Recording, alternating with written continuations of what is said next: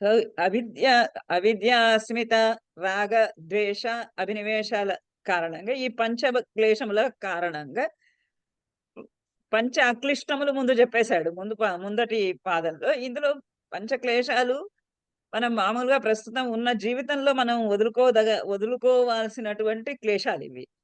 ఈ క్లేశాలు వదులుకోవడం కష్టము. కానీ వదిలించుకోవాలి. వదిలించుకుంటే గాని అసంప్రజ్ఞాత సమాధి సిద్ధించదు. అయితే ఈ క్లేశాలు మనకు పూర్వ జన్మలో చేసినటువంటి ఇవన్నీ కూడా ఎక్కడ ఉంటాయి వెళ్ళి? స్థూలభూతంలో ఉండవు. స్థూలభూతములో నుండి వెళ్ళి సూక్ష్మ శరీరంలోకి సూక్ష్మంగా. వెళ్తాయి. పంచ తన్మాత్రల యందు స్థిరంగా ఉంటాయి. ఆ పంచ తన్మాత్రలలో నుంచి కారణ శరీరంలోకి ఉంటాయి. పంచ తన్మాత్రల దగ్గర మనము వీటిని తొలగించాలి.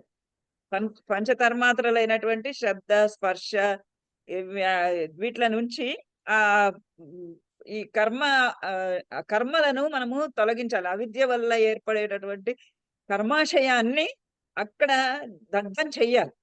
ఎక్కడ? స్థూల శరీరంలో కాదు. సూక్ష్మ శరీరములో.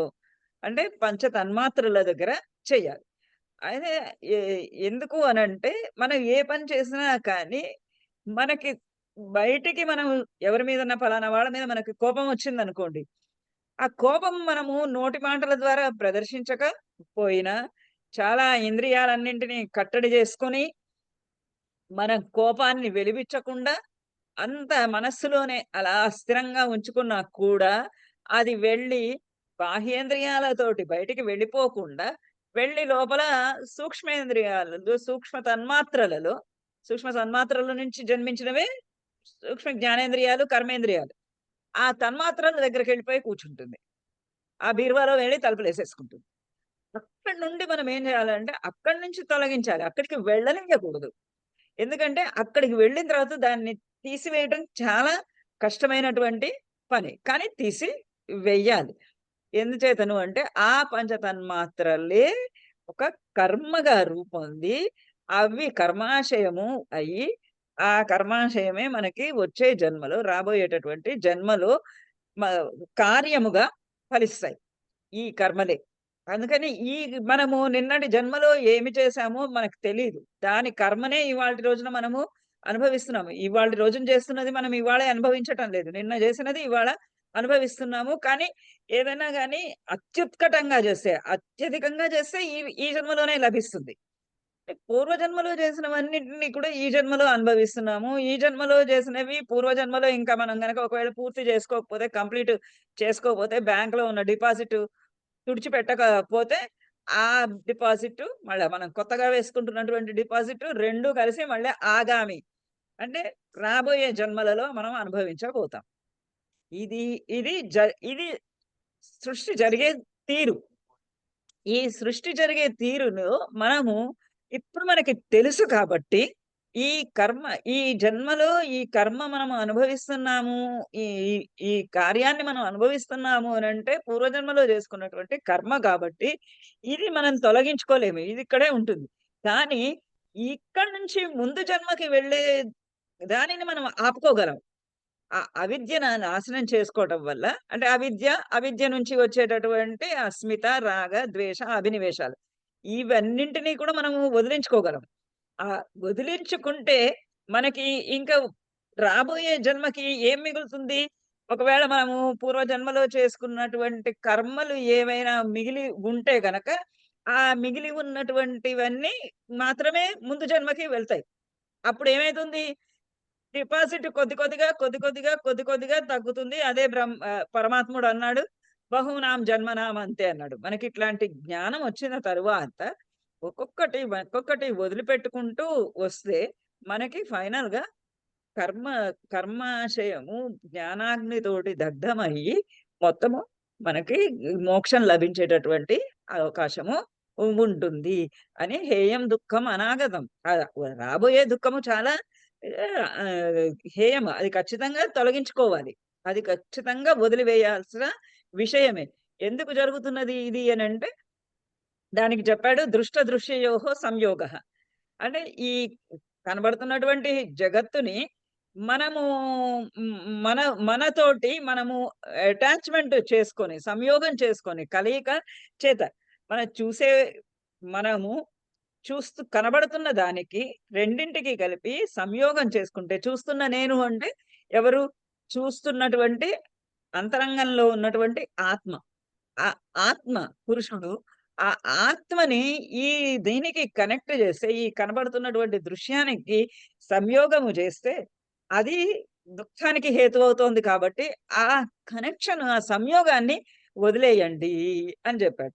చెప్పి ఇంకా ఏమన్నాడంటే, ప్రకాశ క్రియా స్థితిశీలం భూతేంద్రియాత్మకం భోగాపవర్గం దృశ్యం. మరి ఈ దృశ్యం ఎందుకుంది? వదిలివేయాలి కదా ఈ దృశ్యాన్ని.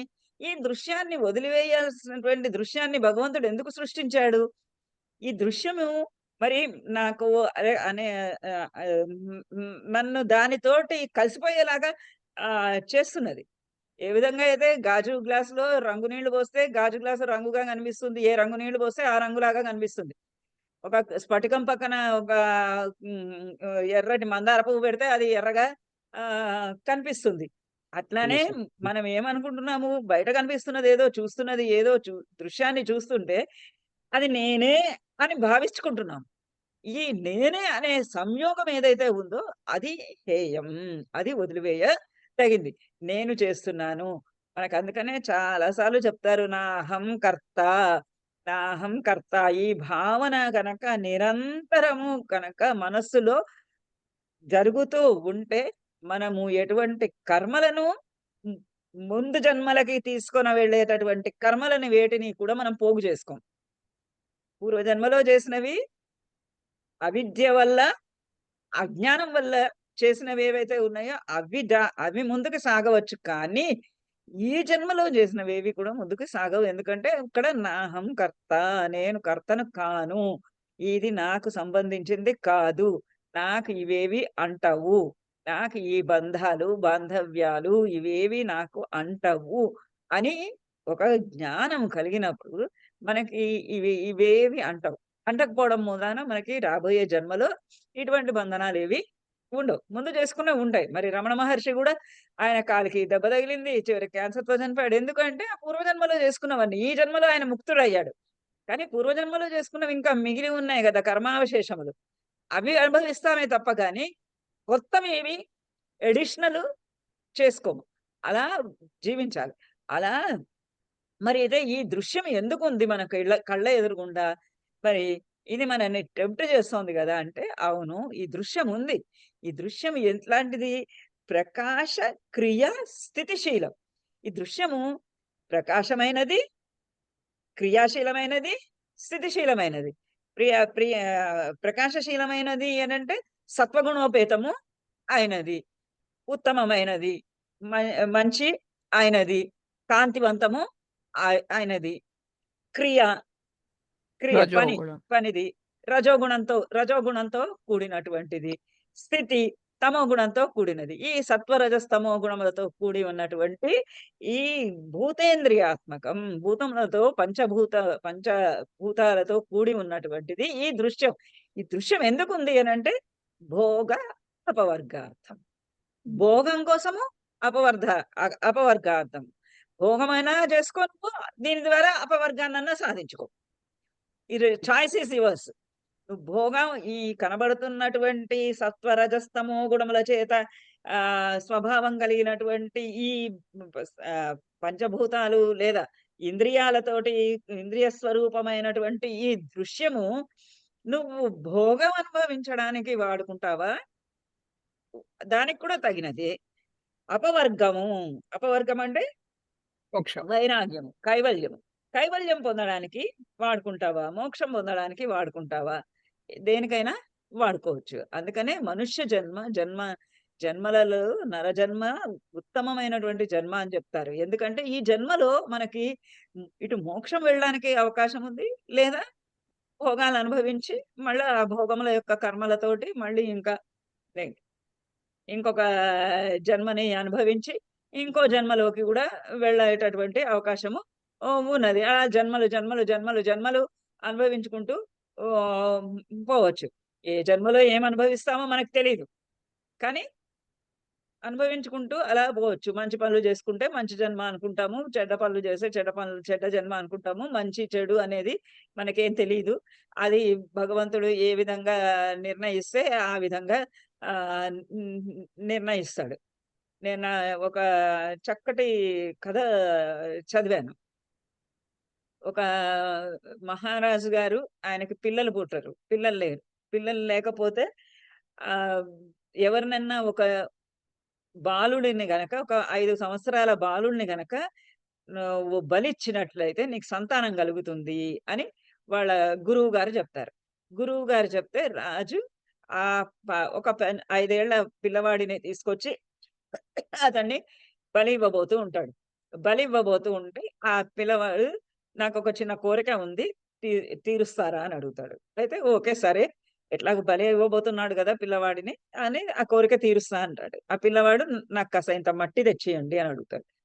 మట్టి ఒక పళ్ళెము తెచ్చియండి అంటాడు. ఒక పళ్ళెంలో మట్టి తీసుకొచ్చిస్తాడు. మట్టి తీసుకొచ్చిస్తే దాంట్లో 4 ఇళ్ళు తయారు చేస్తాడు. 4 ఇళ్ళు తయారు చేసి, తయారు చేసినటువంటి 4 ఇళ్ళల్లో ఒక్కొక్క ఇంటిని 3 ఇళ్ళని కింద కూల్చేస్తాడు. కూల్చేసి నాలుగో ఇంటికి దండం పెట్టుకొని, "రాజా ఇంక మీరు నన్ను బలివ్వచ్చు" అని అడుగుతాడు. అయితే రాజుకి ఆశ్చర్యం వేస్తుంది. "ఏంటిది నువ్వు మట్టి తెప్పించావెందుకు? 4 ఇళ్ళు కట్టావెందుకు? అందులో 3 కూలగొట్టావెందుకు? ఒకదానికి దండం పెట్టావేంటి?" అని అడిగితే చెప్తాడు. "ఇది ఒకటి నా తల్లిదండ్రులు కట్టినటువంటి ఇల్లు. తల్లిదండ్రులు నన్ను కని పెంచారు. పెంచి ధనాశ కోసంకి ధనము అనేటటువంటి ఆశ, అవిద్య కారణంగా నన్ను బలి చేయడానికి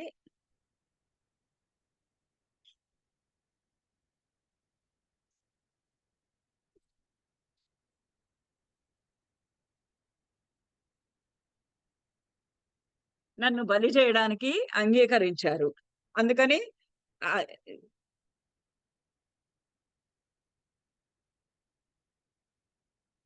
అంగీకరించారు. అందుకని ఈ మొదటి ఇల్లు వాళ్ళు చేసినటువంటిది తప్పు కాబట్టి ఆ ఇల్లు కూల్చేశాను" అన్నాడు. రెండోది ఏంటి అంటే నా బంధుమిత్రులది. బంధుమిత్రులు నన్నిట్లా బలిస్తే ఇవ నీకు కుమారుడు పుడతాడు అనేటటువంటి దా ఆహ్, ఒక హ్మ్, నమ్మకానికి వాళ్ళు అడ్డు చెప్పలేదు. నా తల్లిదండ్రుల ధనాశకు నన్ను బలిని ఇవ్వడానికి ఒప్పుకున్నారు. వాళ్ళందరూ గూడా ఈ వ హేయమైనటువంటి జీవితాన్ని గడుపుతున్నారు గాబట్టి అని జెప్పి ఆ ఇల్లు కూల్చేశాడు. అంటే వాళ్ళకి వా వాళ్ళు స్థిరంగా ఉండడానికి తగినటువంటి వారు కాదు. మూడో ఇల్లు ఎవరిది అంటే, "నీదే మహారాజా! మూడో ఇల్లు. నువ్వు నీకు సంతానం కావాలని ఇంకొకరి సంతానాన్ని నువ్వు కూలగొడుతున్నావు. ఇది ఏమైనా రాజ్యమా? రాజు అంటే రక్షించేవాడు రాజు. ప్రజలని రక్షించాల్సినటువంటి నువ్వే ప్రజలను భక్షించేటటువంటి వాడిగా అయ్యావు కాబట్టి" అని మూడవ ఇల్లు కూలగొట్టాను అంటాడు. నాలుగవ ఇల్లు అనంటే, నాలుగవ ఇల్లు భగవంతుడిది. ఆ భగవంతుడికి నన్ను నేను సమర్పణ చేసుకుంటున్నాను. ఆ భగవంతుడు ఇటువంటి పాపపు లోకంలో నన్ను పుట్టించకుండా ఉంచమని, నాకు మోక్షం కలిగించమని భగవంతుడిని ప్రార్థిస్తున్నాను అంటారు. ఈ విధంగా ఈ లోకము ఎట్లాంటిది అనంటే రకరకాలైనటువంటి ఆశలు, కోరికలు కల్పిస్తూ ఉంటుంది. అన్నీ చూపిస్తూ ఉంటుంది. దృశ్యం ఎలాంటిది అనంటే ఒక రంగస్థలం పైన ఆహ్, న నర్తించేటటువంటి ఒక నర్తకి వంటిది. ఎట్లా మనని ఆ నర్తకి ఆకట్టుకుంటుందో, అట్లా ఈ ప్రపంచము దృశ్యం మనని ఆకట్టుకుంటూ ఉంటుంది. మరి అందుకనే గదా! మనము ఆ అడ్వర్‌టైజ్‌మెంట్స్ అన్నీ చూసేసేసి వెళ్ళిపోయి, ఆ అడ్వర్‌టైజ్‌మెంట్స్‌లోది నిజంగా అనుకోని, ఓహో! పలానాది తీసుకొస్తే ఇల్లు శుభ్రంగా క్లీన్‌గా ఉంటుందనుకుంటా అని అది తెచ్చుకొని చేస్తాము. లేదా ఈ ఈ పట్టు చీర కొనుక్కుంటే చాలా బావుంటుందనంటే, ఆ పట్టు చీర కొనుక్కుంటాము. పలానా హోటల్‌లో రుచికరమైనటువంటి పదార్థాలు పెడతారు అనంటే, అక్కడికి పరిగెత్తుకుంటూ వెళ్తాము. ఇట్లా మనము ఈ లోకానికి లొంగిపోయి, ఈ దృశ్యానికి లొంగిపోయి, ఆ దృశ్యం చూపిస్తున్నటువంటి వాటిలో లీనమైపోయి, ఆ దృశ్యంలో కనబడుతున్నటువంటివన్నీ కూడా ఈ అంతరంగంలో ఉన్నటువంటి పురుషుడికి ఆపాదించుకొని, నేను ఆనందిస్తున్నాను, నేను దుఃఖిస్తున్నాను, నేను మోహపడుతున్నాను అనే ఒక భ్రమకు లోనైపోయి, ఆ దృశ్యంలోనే లీనమైపోయి పురుషుని యొక్క యథార్థ స్వరూపాన్ని, వివేక ఖ్యాతిని, ప్రసంఖ్యాన ఖ్యాతిని మనము గ్రహించటం లేదు, గమనించటం లేదు. ఎంతమంది నేను మా ఫ్రెండ్ ఒక అమ్మాయి కవిత్వం రాస్తే సప్తపదులో లేదా ఇంకేదో నానీలు అనే దాంట్లో రాసినప్పుడు రాస్తుందామె. ఎన్ని నేను ప్రపంచంలో ఉన్న అందరితోటి మాట్లాడాను. కానీ నాతో నేను మాట్లాడుకొని ఎన్ని రోజులయిందో అంటుంది. నాతో నేను మాట్లాడుకోవడం అంటే అంతరాత్మని నేను స్పృశించటం. నాలో ఉన్నటువంటి జీవాత్మని నేను స్పృశించటం. అది ఎప్పుడన్నా చేస్తున్నానా? ఎప్పుడూ చెయ్యను. ఎందుకంటే నేను so overwhelmed with the outside world. ఈ బయట ప్రపంచంలో కనిపిస్తున్నవన్నీ నన్నెంత ఆకర్షిస్తూ ఉన్నాయంటే, నాలోని నేను గుర్తించటం లేదు నాను. అలా జరుగుతూ ఉన్నది. ఈ విధంగా ఈ దృశ్యం ఎట్లాంటిది అనంటే, ఇలా భోగాలు అనుభవించడానికి వీలుగా ఉంది. మరి ఇట్లా అపవర్గానికి కూడా ఇది కారణభూతంగా ఉంది. ఈ 2 ప్రయోజనాలని అది సిద్ధిస్తూ ఉన్నది. సత్వగుణాత్మకమైనటువంటి ఈ సత్వగుణాత్మకమైనటువంటి దృశ్యం. కాబట్టి ఈ దృశ్యము ఏం చేయాలి? ఈ దృశ్యాన్ని మనము అపవర్గం కోసంకి వాడుకోవాల్సిందే తప్ప కానీ అంటే యోగ శాస్త్రం ప్రకారము లేదా ఆధ్యాత్మిక శాస్త్రం ఏదైనా దేని ప్రకారమైనా కానీ ఈ ఆహ్, బుద్ధి ధర్మాలైనటువంటి బుద్ధి చెప్పేటటువంటి మనస్సు, బుద్ధి 2 మనస్సేమో సంకల్పాత్మకమైనది. ఇది చెయ్యాలా? వద్దా? చేయాలా? వద్దా? చేయాలా? వద్దా? నేను భోగం భోగం అనుభవించనా? అపవర్గము ఆశించనా? అని మనస్సు సంకల్ప వికల్పాలుగా ఉంటుంది. బుద్ధి మాత్రము నిశ్చయాత్మకం. నిశ్చయాత్మకమైనది బుద్ధి. నిశ్చయాత్మకం అంటే డిసైడ్ చేస్తుంది. వద్దు నువ్వు అపవర్గం మోక్షం ఎందుకు? వచ్చే జన్మలో నువ్వు ఏమై పుడతావో నీకేమన్నా తెలుసా? హ్మ్. ఇప్పుడు ఇప్పుడు ఎదురుగుండా ఉన్నది ఇది. ఇది అనుభవించు. దీన్ని అని ఆ సుఖ దుఃఖ మోహాత్మకమైనటువంటి ఈ ప ప ఆ ఫలాలని అన్నీ కూడా పురుషుడికి అంటగడుతుంది. అంటగట్టి నువ్వు అనుభవించు, నువ్విది తిను, నువ్విది తాగు, ఈ సుఖాన్ని అనుభవించు, ఈ దుఃఖాన్ని అనుభవించు, ఈ ఆహ్, హ్మ్, మోహాన్ని అనుభవించు అని అలా ప్రేరేపిస్తుందనమాట బుద్ధి. ఎందుకంటే అది నిశ్చయాత్మకమైనటువంటి కాబట్టి.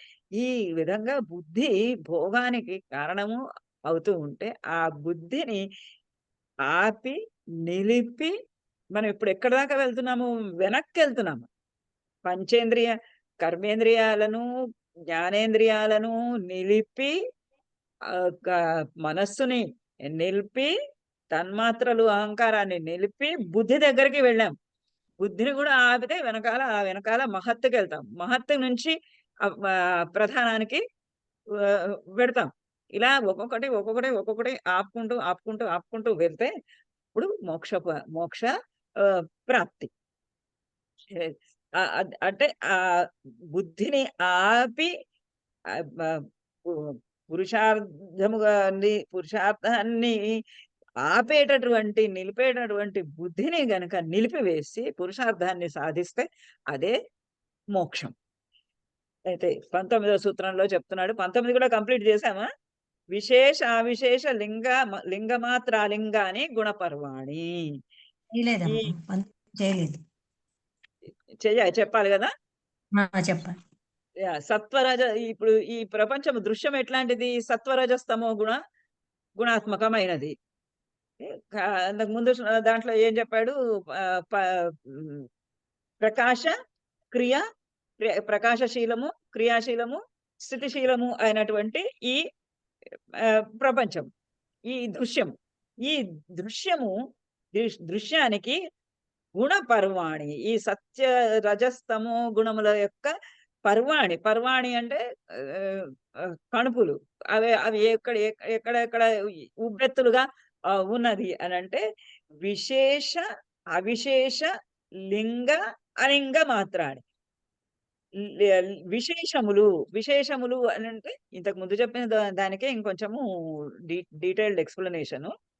విశేషములు అనంటే 16 ఇంద్రియాలు. 16 ఇంద్రియాలు. 16 ఇంద్రియాలు ఏవేవి? పంచ జ్ఞానేంద్రియాలు, పంచ కర్మేంద్రియాలు, పంచ తన్మాత్రలు, మనస్సు. మనస్సు. ఆ, కాదు, పంచ జ్ఞానేంద్రియాలు, పంచభూతాలు, పంచ కర్మేంద్రియాలు, పంచభూతాలు, భూతాలు, మనస్సు. మనస్సు. ప్లస్ మన రాసుకోండి ఒక చోట ఎక్కడన్నా. పంచ జ్ఞానేంద్రియాలు, పంచ కర్మేంద్రియాలు, పంచభూతములు, మనస్సు. ఇవి విశేషములు. అంటే విశేషంగా ఉన్నాయన్నమాట. అవి అవి అవి స్థూలంగా బయటికి కనపడేటటువంటివి. తర్వాత అవిశేషములు. అవిశేషములు అనంటే అవి బయటికి కనపడనివి.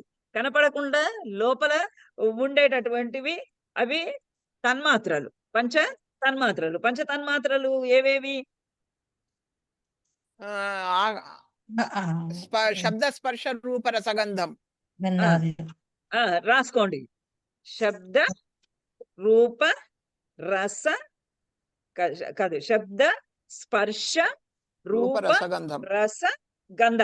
గంధ 5 ప్లస్ అహంకారం.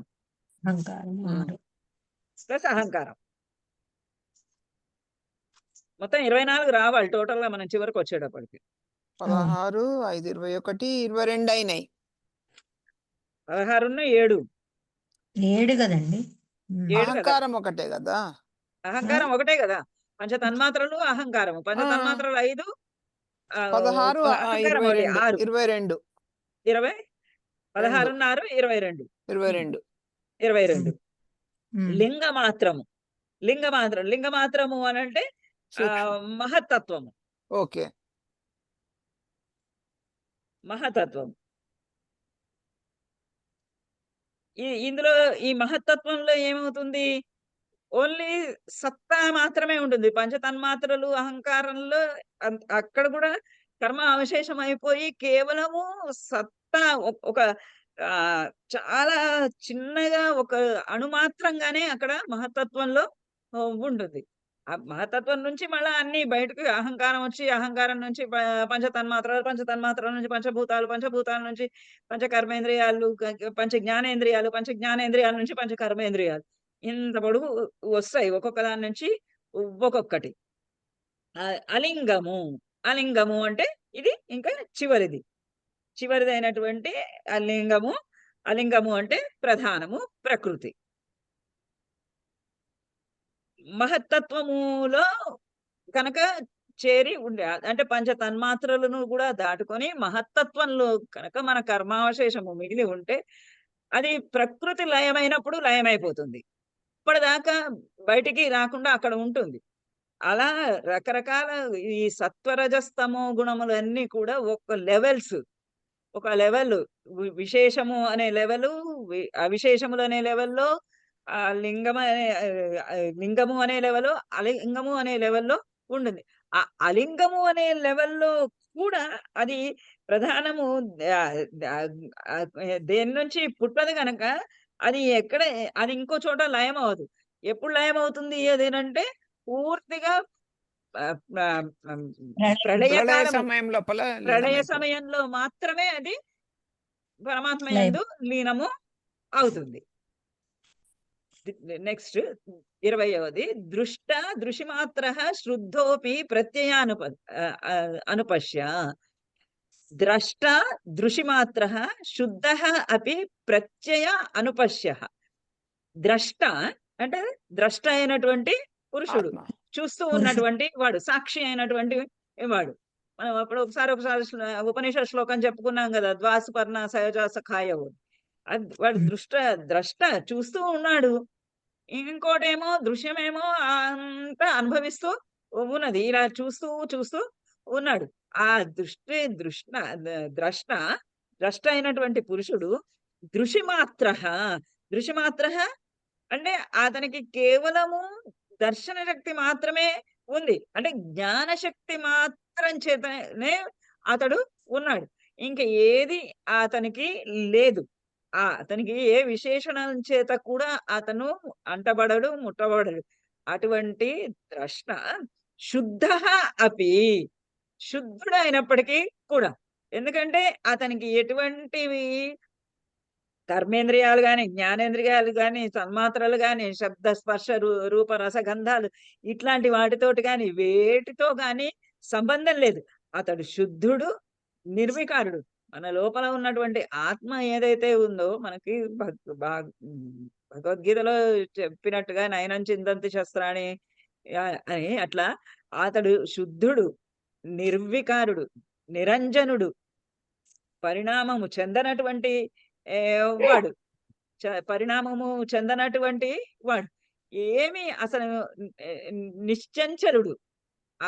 అతనికి కేవలం చైతన్య స్వరూపుడే తప్ప కానీ అతనికి ఇంకా ఏవి ఈ కనబడుతున్నవి ఏవి కూడా అవి మనకి కనబడుతున్నవి ఏవి అని అంటే ప్రత్యయ అనుపశ్య, ప్రత్యయ అనుపశ్య. ఇవన్నీ కూడా ప్రత్యయాలు అనగా శబ్దాది ఆకారంలో, శబ్దము మొదలైనటువంటి ఆకారంలో కనబడుతూ ఉన్నటువంటి అనుపశ్య, కనబడుతూ ఉన్నటువంటి చిత్తవృత్తులు ఏవైతే ఉన్నాయో ఆ చిత్తవృత్తులన్నీ కూడా పురుషుని యందు ప్రతిబింబిస్తూ ఉన్నాయి. మనం ఏం చేస్తున్నామంటే ఈ బుద్ధి ప్రకృతిని బుద్ధి వల్ల పుట్టినటువంటి, బుద్ధి నుండి వరసగా అన్ని వచ్చినాయి కదా. బుద్ధి నుండి మహత్తు నుండి పంచతన్మాత్రలు, అహంకారము, జన్మేంద్రియ పంచభూతములు, కర్మేంద్రియాలు, జ్ఞానేంద్రియాలు, మనసు ఇవన్నీ వచ్చినాయి. ఆ బుద్ధి అనేటటువంటి చిత్తవృత్తి మొట్టమొదటి మనకి చిత్తవృత్తులను గురించి, రకరకాల చిత్తవృత్తులను గురించి చెప్పాడు. ఈ చిత్తవృత్తుల ద్వారా ఈ చిత్తవృత్తులు ఏం చేస్తున్నాయంటే ఏమి అంటనటువంటి పరిశుద్ధుడైనటువంటి ఆ పురుషుడికి ఇవన్నీ అంటించి, ఈ గుణములన్నీ ఈ చిత్తవృత్తులన్నింటినీ అంటించి, ఇదిగో నేను సుఖపడుతున్నాను, ఇదిగో నేను దుఃఖపడుతున్నాను, ఇదిగో నేను మోహపడుతున్నాను అని ఇటువంటి గుణాలన్నింటినీ కూడా ఆ పురుషుడికి ఆపాదించి చూస్తూ ఉన్నారు. అతడు విశుద్ధుడైనప్పటికీ కూడా శుద్ధంగా ఉండనివ్వటం లేదు. ఎట్లా అంటే చంద్రుడు ఉన్నాడు, చంద్రుడు ఆ పైన ఆకాశంలో ఉన్నాడు. ఆ ఆకాశంలో ఉన్న చంద్రుడు మరి నీళ్లల్లో ప్రతిబింబిస్తూ ఉన్నాడు. ప్రతిబింబిస్తూ ఉన్నటువంటి చంద్రుడికి ఈ నీళ్లు ఏమన్నా అతన్ని అంటుతున్నాయ్యా? అంటావు. నీళ్లు అతన్ని అంటావు. ఈ నీళ్లకి చంద్రుడికి ఏమీ సంబంధం లేదు. కానీ మనం ఏమంటున్నాము? నీళ్లలో చంద్రుడు మనం ఆపాదిస్తున్నాం. అబ్బా ఎంత అందంగా ఉన్నాడో చంద్రుడు ఇక్కడ అంటున్నాం. కానీ చంద్రుడు ఉన్నది ఎక్కడ? చంద్రుడు ఉన్నది ఆకాశంలో. అది చంద్రుడి స్థానం కాదు. చంద్రుడి స్థానము జలము కాదు. కానీ మనం ఏం చేస్తున్నాము? మనం ఆపాదిస్తున్నాం. వాస్తవానికి నిజానికి చంద్రుడికి జలానికి సంబంధము లేకపోయినప్పటికీ కూడా మన బుద్ధితోటి ఏం చేస్తున్నాము అని అంటే ఆ చంద్రుడికి, నీళ్లలో కనపడేటటువంటి చంద్రుడికి ఆ శీతలత్వాదులన్నీ, ఆ జల సంబంధము అన్నీ కూడా అతనికి అంటగట్టి ఇదిగో ఈ చంద్రుడు అని అంటున్నాం. ఇది మనం చేస్తున్నటువంటి పని. దీనిని వదిలివేయవలసి ఉన్నది. అంటే నీళ్ళల్లో కనిపించేది చంద్రుడి ప్రతిబింబం మాత్రమే. నీళ్ళలో కనిపించేది ప్రతిబింబం మాత్రమే, ప్రతిబింబం మాత్రమే. అందుకనే చంద్రుడు శుద్ధుడు, పరిశుద్ధుడు. పరిశుద్ధుడైనటువంటి వాడిని, అలా ప్రతిబింబంగా కనిపించే వాడిని మనం చంద్రుడు అంటున్నాం. అలానే హృదయంలో ఉన్నటువంటి పురుషుడిని, ద్రష్ట అయినటువంటి పురుషుడిని నేను అంటున్నాం. నేను అనే అహంకారాన్ని జోడిస్తున్నాం. అంటే భోక్తృత్వము, కర్తృత్వం అన్ని పురుషుడికి ఆపాదించి ఇస్తున్నాం. భోక్తృత్వము, కర్తృత్వము అన్నింటినీ కూడా దాన్ని ద్రష్టకి ఆపాదించేస్తున్నాం. ఆ ద్రష్టకి ఆపాదించేసేసుకొని మనమే ఇంకా అసలు త్రిగుణాత్మకమైనటువంటి బుద్ధి యొక్క చిత్తవృత్తిని అంతటిని కూడా ఆ చంద్రుడు ద్రష్టకి ఆపాదించేసి, శుద్ధుడైనటువంటి ద్రష్టకి, అతనికి సత్వ రజస్తమో గుణములు ఏవి లేవు అసలు. సత్వ రజస్తమో గుణములు ఉన్నది ఎవరికి? శరీరానికే, ప్రకృతికి. శరీరం ప్రకృతికి ఉంటాయి. మొదట ప్రకృతి. అవును, మొదట ప్రకృతి. ఆ ప్రకృతి వచ్చిన తర్వాత మనమంతా ప్రకృతి సత్వరజస్తమో గుణముల యొక్క ఉన్నది, వాటి యొక్క అసమతుల్యత సమస్య ఉన్నది ప్రకృతికి ప్రకృతిలోనే. కృతికి పురుషుడికి ఏమీ గుణములేవి లేదు. లేవు, ఏమీ లేవు. సత్వరజస్తమ గుణములేవి లేవు. ఆయన పరిశుద్ధుడు. అయితే ఈ త్రిగుణములతోటి కూడినటువంటి ఆ బుద్ధి చిత్త వృత్తిని ఏదైతే ఉందో దానిని మనము అతనికి ఆపాదిస్తూ ఉన్నాం. ఎలాగైతే స్ఫటికం పక్కన ఎర్రటి ఆ, ఆ, పువ్వు గన్నేరు పువ్వో మందార పువ్వో పెడితే అది ఎర్రగా కనిపిస్తుంది. ఆహా చూసావా స్ఫటికం ఎర్రగా ఉంది అంటున్నాం. కానీ స్ఫటికం ఎర్రగా ఏం లేదు. ఆ ఎర్రదనం ఎందువల్ల వచ్చింది? పువ్వు ఈ మనం నుంచి పువ్వు వల్ల నుంచి వచ్చింది. వచ్చింది. అట్లానే ఈ దృశ్యము నుంచి వచ్చిన దానిని ఉమ్. ద్రష్టకు ఆపాదించి చూస్తూ ఉన్నాం. ప్రత్యయానుపశ్యః ఈ దృశ్యానికిలో ఈ శబ్దాది త్రిగుణాత్మకమైనటువంటి బుద్ధి వృత్తులలో అంటే శబ్దము మొదలైనటువంటి ఆకారాలలో పరిణమించినటువంటి ప్రధానం దగ్గర నుంచి మహత్తు దగ్గర నుంచి బుద్ధి నుంచి ఎలా అయితే పరిణమిస్తూ వచ్చిందో ఒకదాని తర్వాత ఒకటి ఒకదాని తర్వాత ఒకటి వస్తుందో ఆ వచ్చినటువంటి చిత్త వృత్తులతోటి ఆ బుద్ధి వృత్తులతోటి పురుషుడికి సారూప్యాన్ని సిద్ధింప చేసి మనము ఆ పురుషుడే బుద్ధి స్వరూపంగా భావించుకుంటూ ఉన్నాం. కానీ అతడు బుద్ధి స్వరూపుడు కాదు. కాదు. అతడు బుద్ధి కన్నా పూర్తిగా వేరైన వాడు. ఎందుచేత? నిర్గుణుడు అంటే నిర్గుణుడు, నిరంజనుడు, నిరాకారుడు, నిర్గుణుడు, నిరంజనుడు, బుద్ధుడు నిష్కళంకుడు, కాబట్టి నిష్కళంకుడు, నిష్కళంకుడు, నిర్గుణుడు, నిరంజనుడు. నిరంజనుడు. నిర్గుణుడు శబ్దం ఎక్కువ వాడండి. ఎందుకంటే ఓకే. ఇది సత్వరజస్తమో గుణములతో కూడినది.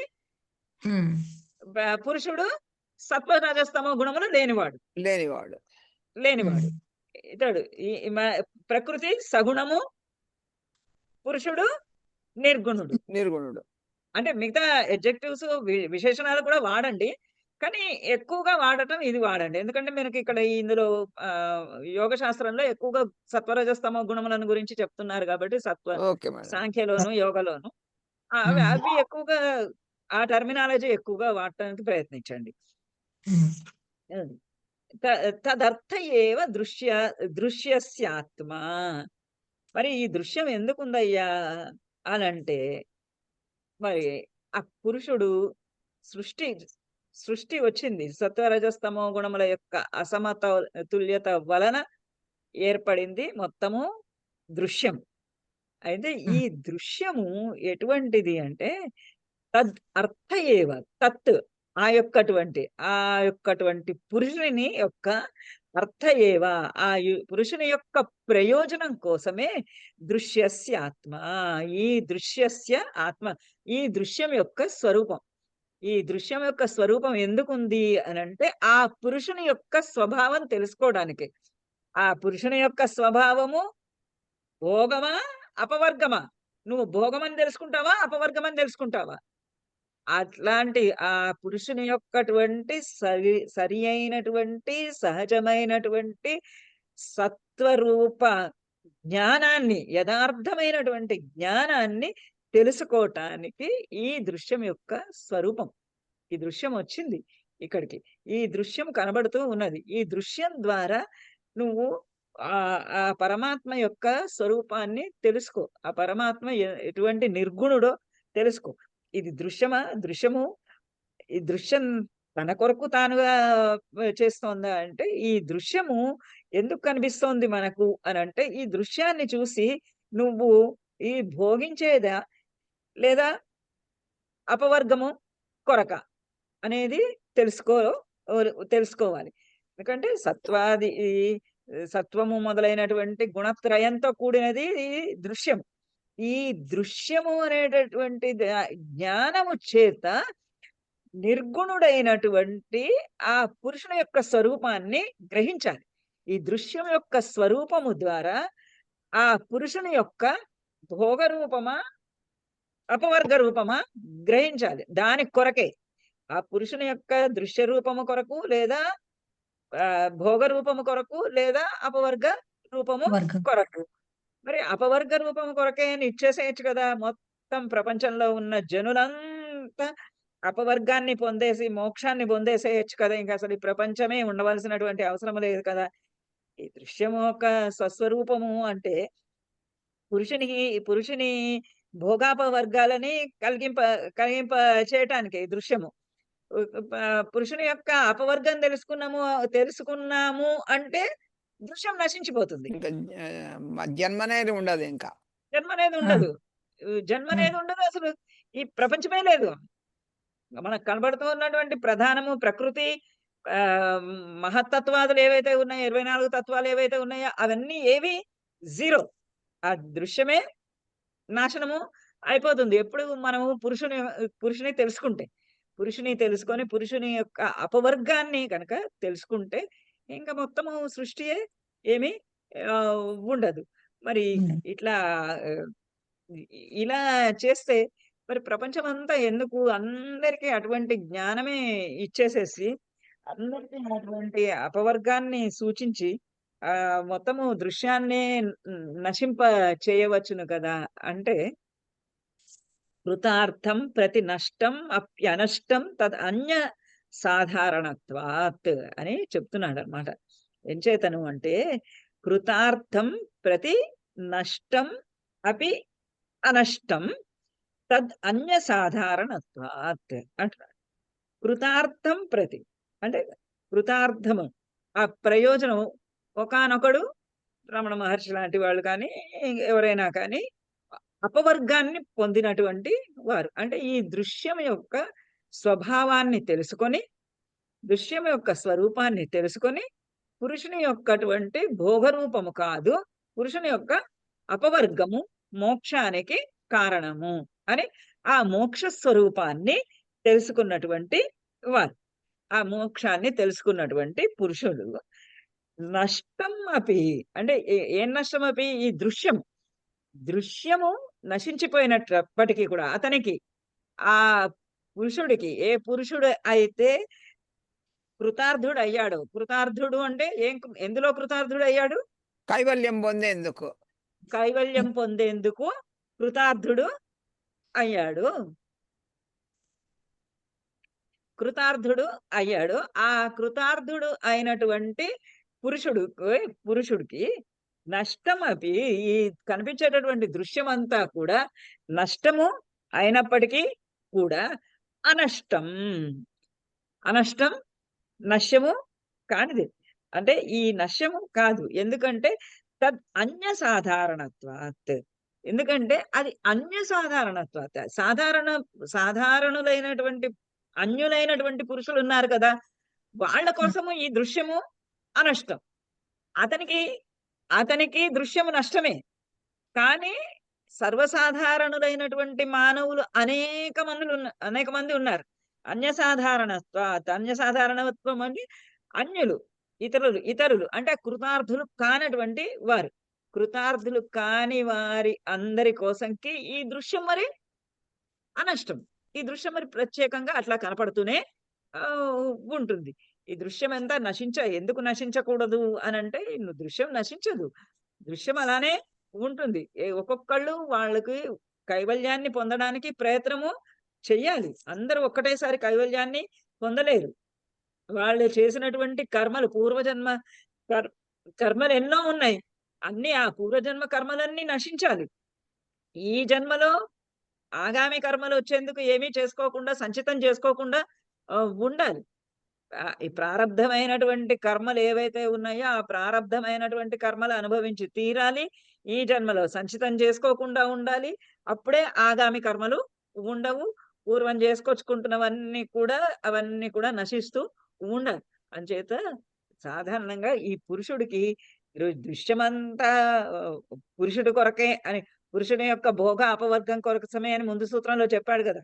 అలానే ఒకవేళ అతడు కృతార్థుడయ్యి ముక్తిని పొందినప్పటికీ కూడా ఈ దృశ్యమంతా నశించాలి అనంటే ఇది నశించదు. ఎందుచేతను అంటే ఈ దృశ్యం చూడవలసిన వాళ్ళు ఇంకా చాలా మంది ఉన్నారు. ఈ దృశ్యాన్ని చూసి కృతార్థులవ్వవలసినటువంటి వాళ్ళు చాలా మంది ఉన్నారు. అన్య సాధారణత్వాత్.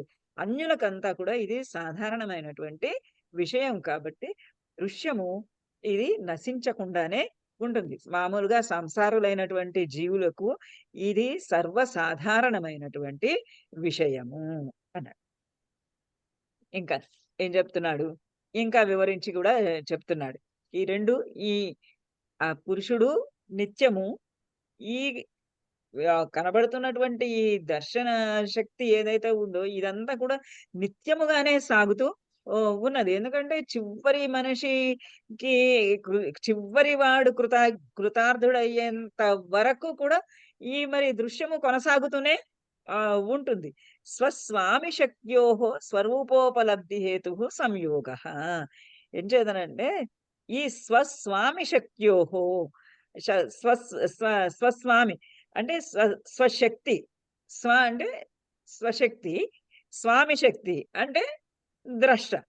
ఈ భోగము స్వ అంటే నాది, నా యొక్క భోగము, స్వామి శక్తి అంటే ద్రష్ట ఆ పురుషుడు.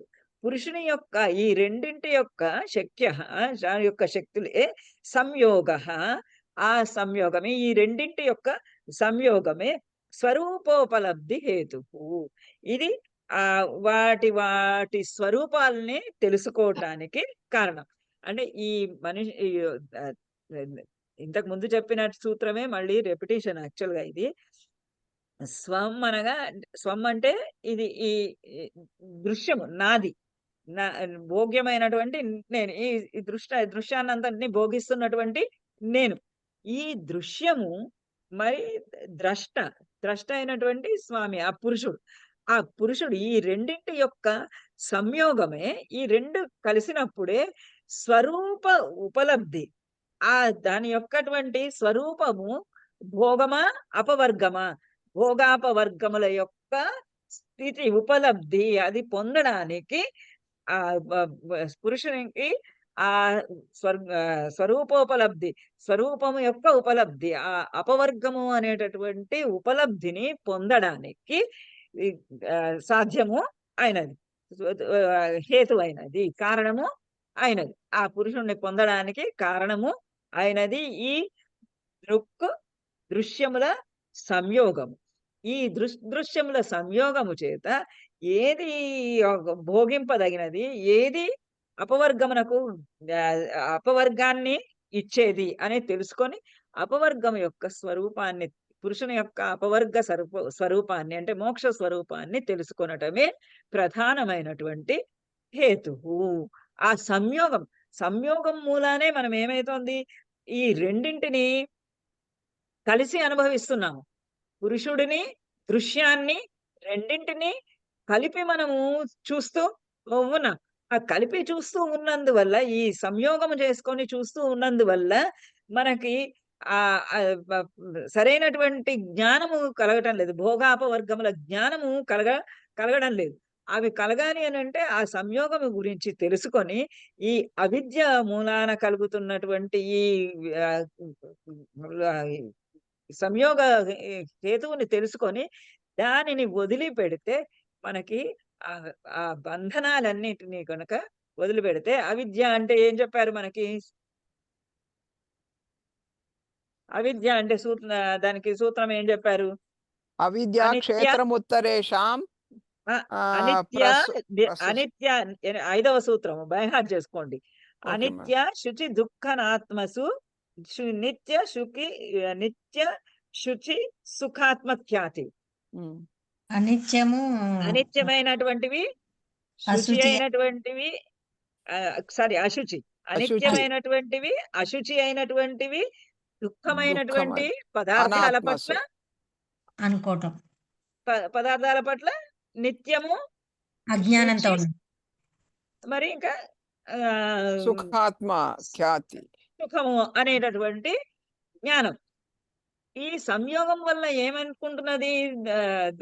ఏమనుకుంటున్నది దృశ్యము? ఈ పురుషుడు కూడా తనలాగానే సుఖదుఃఖాత్మకమైనటువంటి సత్వరజస్తమో గుణములతోటి కూడి త్రిగుణాత్మకమైనటువంటి ప్రకృతి అనుకుంటున్నది. అతడు కూడా తనలాగానే సత్వగుణంతో కూడినవాడు, తనలాగానే తమో గుణంతో కూడినవాడు, రజోగుణంతో కూడినవాడుగా భావించుకుంటున్నది. ఎందుకంటే ఆ సంయోగము మూలాన, ఆ బంధనము మూలాన. ఆ బంధనము వదిలేస్తే, ఆ బంధాన్ని వదిలేస్తేనే అది మోక్షం. ఎప్పుడైతే నిత్యాన్ని నిత్యంగా దృశ్య సుఖమును సుఖముగా, శుచిని శుచిగా చూడగలిగితే అది ఏ మోక్షం. బంధనము ఏం చేస్తోంది అంటే, దృశ్యమైనటువంటి బంధనం ఏం చేస్తోంది, అది అలా చూడనీయకుండా ఈ సుఖ దుఃఖాలన్నీ తీసుకెళ్ళి అతనికి కూడా, ఆ పురుషుడికి కూడా ఆపాదిస్తూ ఉన్నది. ఎందుకు ఆపాదిస్తున్నది అట్లా? ఎందుకు చేస్తున్నది అట్లా? అంటే దృశ్యమే ఎలా చేస్తోంది? దృశ్యమే ఆహ్, ఈ ఈ ఈ కారణాలన్నింటినీ ఈ స్వామికి, అంటే ద్రష్టకు ఈ స్వరూపోపలబ్ధి కలిగించడానికి కారణంగా అవుతున్నది అనంటే, తస్య హేతువు అవిద్య. దానికి ఆ దృగ్దర్శనముల యొక్క సంయోగానికి, ఆ రెండుని దృశ్యమునకు అంటే ద్రష్టకు మరియు దృశ్యానికి, ఈ రెండింటికి మధ్య సంయోగము ఎందువల్ల కలుగుతున్నది అనంటే, దానికి కారణము అవిద్యయే. అవిద్య. ఎప్పుడైతే అవిద్య నశిస్తుందో, తదభావాత్ సంయోగాభావో హానం తదృశేహే కైవల్యం. అంచేత తద్ అభావాత్, ఆ అవిద్య నశించటము చేత, సంయోగాభావ, ఈ బుద్ధి చిత్త వృత్తితోటి కలిసినటువంటి పురుషుని యొక్క సంయోగం, అంటే దృగ్దృశ్యముల యొక్క సంయోగం, ద్రష్ట యొక్క, దృశ్యము యొక్క, బుద్ధి చిత్త వృత్తి యొక్క, మరి పురుషుని యొక్క, ఈ రెండింటి యొక్క సంయోగ అభావము సిద్ధిస్తుంది ఎప్పుడు? అవిద్య నాశనం అయిపోతే. ఆ విద్య యొక్క అభావము చేత సంయోగస్య అభావః అపి, అవిద్యాయాః అభావాత్ సంయోగస్య అభావః అపి హానం భవతి. హానం తదృశేహే హానమైపోతుంది. ఆ సంయోగం యొక్క అభావము, అది కూడా హానము, దుఃఖము అనేటటువంటిది నశించి పోతుంది. ఎందుకంటే ఈ సంయోగమే లేదు. సంయోగం లేదు కాబట్టి దుఃఖమే లేదు. అవిద్య నశింపజేసుకుంటే సంయోగమే లేదు. సంయోగం లేకపోతే ఇంకా అసలు దుఃఖమే లేదు. దృశేహే కైవల్యం. ఆ దుఃఖమే లేకపోవటము, ఆ దుఃఖము నివృత్తి అగటమే కైవల్యం, మోక్షము అని చెప్పబడుతూ ఉంది. వివేక ఖ్యాతి అవిప్లవ హానోపాయ. అంచేత ఆ విధంగా దుఃఖమును వదిలివేయటమే, దుఃఖమును పోగొట్టుకొనటమే, దుఃఖాన్ని నశింప చేయటమే పురుషుని యొక్క కైవల్యం. దుఃఖము అంటే మామూలుగా మన ప్రాపంచికంలో ఉన్నటువంటి దుఃఖం కాదు, ఆ సుఖ దుఃఖ మోహాత్మకమైనటువంటి దృశ్యం, ఆ దాని యొక్క సంయోగము, అది పురుషునితోటి ఉన్నటువంటి సంయోగము, పురుషునికి తోటి సంయోగంగా ఇది వెళ్ళి పురుషునితోటి సంయోగం చేసుకుంటున్నది. ఒక స్త్రీ కనుక పురుషుణ్ణి ఆకర్షించటానికి ఏ విధంగా నర్తనం చేస్తూ ఉంటుందో, అట్లా ఈ దృశ్యము పురుషుణ్ణి ఆకర్షించడానికి రకరకాల విషయాలని చూపిస్తూ ఉంది. చూపిస్తూ ఉంటే ఇది మనము పురుషుడే చూస్తున్నాడు అనుకోని ఇవన్నీ దృశ్యం చూపిస్తున్నవన్నీ తీసుకెళ్ళి ఆ పురుషుడికి ఆపాదించేసేసి అవన్నీ పురుషుడు అనుభవిస్తున్నాడు అనుకుంటున్నాం. కానీ అనుభవించటం లేదు. పురుషుడు ఎప్పుడైతే పురుషుడు ఇవన్నీ అనుభవించటం లేదు అని తెలుసుకుంటే అప్పుడే మోక్షం. ఇప్పుడు పురుషుడు అనుభవించటం లేదు అని ఎప్పుడు తెలుస్తుంది? అవిద్య నాశనమైనప్పుడు తెలుస్తుంది. అవిద్య నాశనమైనప్పుడు పురుషుడు ఈ దృశ్యాన్ని అనుభవించటం లేదు అన్నటువంటి జ్ఞానము కలుగుతుంది. అదే మోక్షము. అదే మోక్షమైనది. ఎందుకని అంటే దీనివల్ల దుఃఖం అంతా నాశనమైంది. సర్వం సుఖమైన దుఃఖమే, దుఃఖమైన దుఃఖమే, మోహమైన దుఃఖమే, మొత్తము అక్కడే చెప్పాడు కదా, సర్వం దుఃఖం వివేకినః. ఎక్కడ ఏసులో ఏ సూత్రంలో అది 15వ సూత్రం. పరిణామ తాప సంస్కార దుఃఖైః గుణవృత్తి నిరోధాశ్చ దుఃఖమేవ సర్వం వివేకినః. పరిణామ తాప సంస్కార దుఃఖైః. పరిణామము, తాపము, సంస్కారం అంటే రాగ ద్వేషాలు. పరిణామము రాగముతోటి తాపము అంటే ద్వేషము. రాగద్వేషాల యొక్క సంస్కారం చేత వాటి వల్ల పుట్టినటువంటి దుఃఖము అంటే రాగం వల్ల దుఃఖమే కలుగుతుంది. ఎందుకంటే దుఃఖం కలుగుతుంది రాగం వల్ల. అదే ఎవరినన్నా ప్రేమిస్తే చాలా సుఖం కలగాలి కానీ దుఃఖం ఎందుకు కలుగుతుంది అంటే వాళ్ళ దగ్గర నుంచి సెపరేట్ అయితే గానీ వాళ్ళు ఏమన్నా మాట అంటే అప్పుడు దుఃఖం కలుగుతుంది. వాళ్ళు ఏమన్నా మాట అనొచ్చు, వాళ్ళకి ఏమన్నా వాళ్ళు మన నుంచి విడిపోవచ్చు, వాళ్ళకి మనం నచ్చకపోవచ్చు, వాళ్ళు ఏమైనా ట్రాన్స్ఫర్లు అయిపోయి దూరంగా వెళ్ళిపోవచ్చు. ఇప్పుడు మనం చిన్నప్పటి నుంచి ఎంతమంది స్నేహితులు మనతో పాటు కలిసి వచ్చారు, కలిసి వెళ్ళిపోయారు. కలిసి కొంత దూరం నడుస్తారు, ఆ తర్వాత వాళ్ళ దారి వాళ్ళది. ఇవన్నీ ఏంటి మనకి చాలా చిన్నప్పటి నుంచి కథలలో చాలా ఇలాంటివి చెప్పారు. ఎలా అంటే నదిలో కొట్టుకోబోతున్నటువంటి గడ్డిపోచలు లాంటివి. అది రైలు లోపల ప్రయాణం చేసే వాళ్ళు ఉన్నారు. రైల్లో చేసేటటువంటి ప్రయాణం. ఇలాంటివన్నీ మనకి చిన్నప్పటి నుంచి చాలా చాలా కథలుగా చెప్పారు. శాస్త్రంగా చెప్పలేదు గానీ కథలుగా చెప్పారు. అలా పరిణామ తాప దుఃఖ గుణవృత్తి నిరోధాచ్చ అవన్నీ కూడా సత్వరజస్తమో గుణముల యొక్క పరస్పర విరుద్ధ స్వభావం కారణంగా. సత్వగుణం అధికంగా ఉంటేనేమో రాగం కలుగుతుంది. రజోగుణము కానీ తమో గుణంగా అని అధికంగా ఉన్నప్పుడేమో దుఃఖం కలుగుతుంది. ఈ రకంగా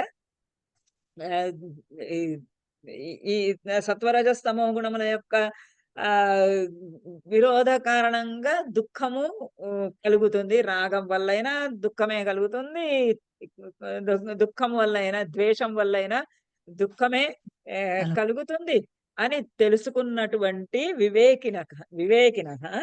వివేకవంతుడికి దుఃఖమేవ సర్వం అని ముందే చెప్పేశాడు. సర్వం దుఃఖమే, మొత్తము దుఃఖమే. ఇది రాగమైన దుఃఖ కారణమే, అంటే బంధ కారణం అనమాట యాక్చువల్గా. ఎందుకంటే అవిద్య అన్నాడు కదా, అవిద్య అంటే బంధ కారణం. ఇవన్నీ కూడా బంధ కారణాలే, ఇవన్నీ దుఃఖ కారణాలే అని. అందుచేత వివేక ఖ్యాతి అవిప్లవాః హానోపాయ. అందుచేత హానోపాయాః ఉపాయాః ఈ దుఃఖం లాంటి వాటినన్నింటినీ కూడా నివృత్తి చేసేటటువంటి నివృత్తి అవి తొలగించేటటువంటి ఉపాయము అనగా అంటే కైవల్య సంపాదనము, మోక్ష ఉపాయము. మోక్షం కన్నా మించింది కైవల్యము. మోక్షోపాయం. మోక్షాల్లో రకరకాలైనటువంటి మోక్షాలు ఉన్నాయి అని చెప్తారు. సారూప మోక్షము, సారూప్య, సామీప్య. కైవల్యము అంటే పూర్తిగా ఇంకా పునర్జన్మ లేనటువంటి ఇది. ఆ దుఃఖాన్ని తొలగించుకునేటటువంటి ఉపాయమే అది వివేక ఖ్యాతి అవిప్లవాః. అది అవిప్లవాః. విప్లవము అంటే జ్ఞానంతో కూడినది. అవిప్లవ విప్లవ నా విప్లవ అంటే మిథ్యా జ్ఞానంతోటి లేనటువంటి, మిథ్యా జ్ఞానంతో కూడనటువంటిది. ఒక నిమిషం.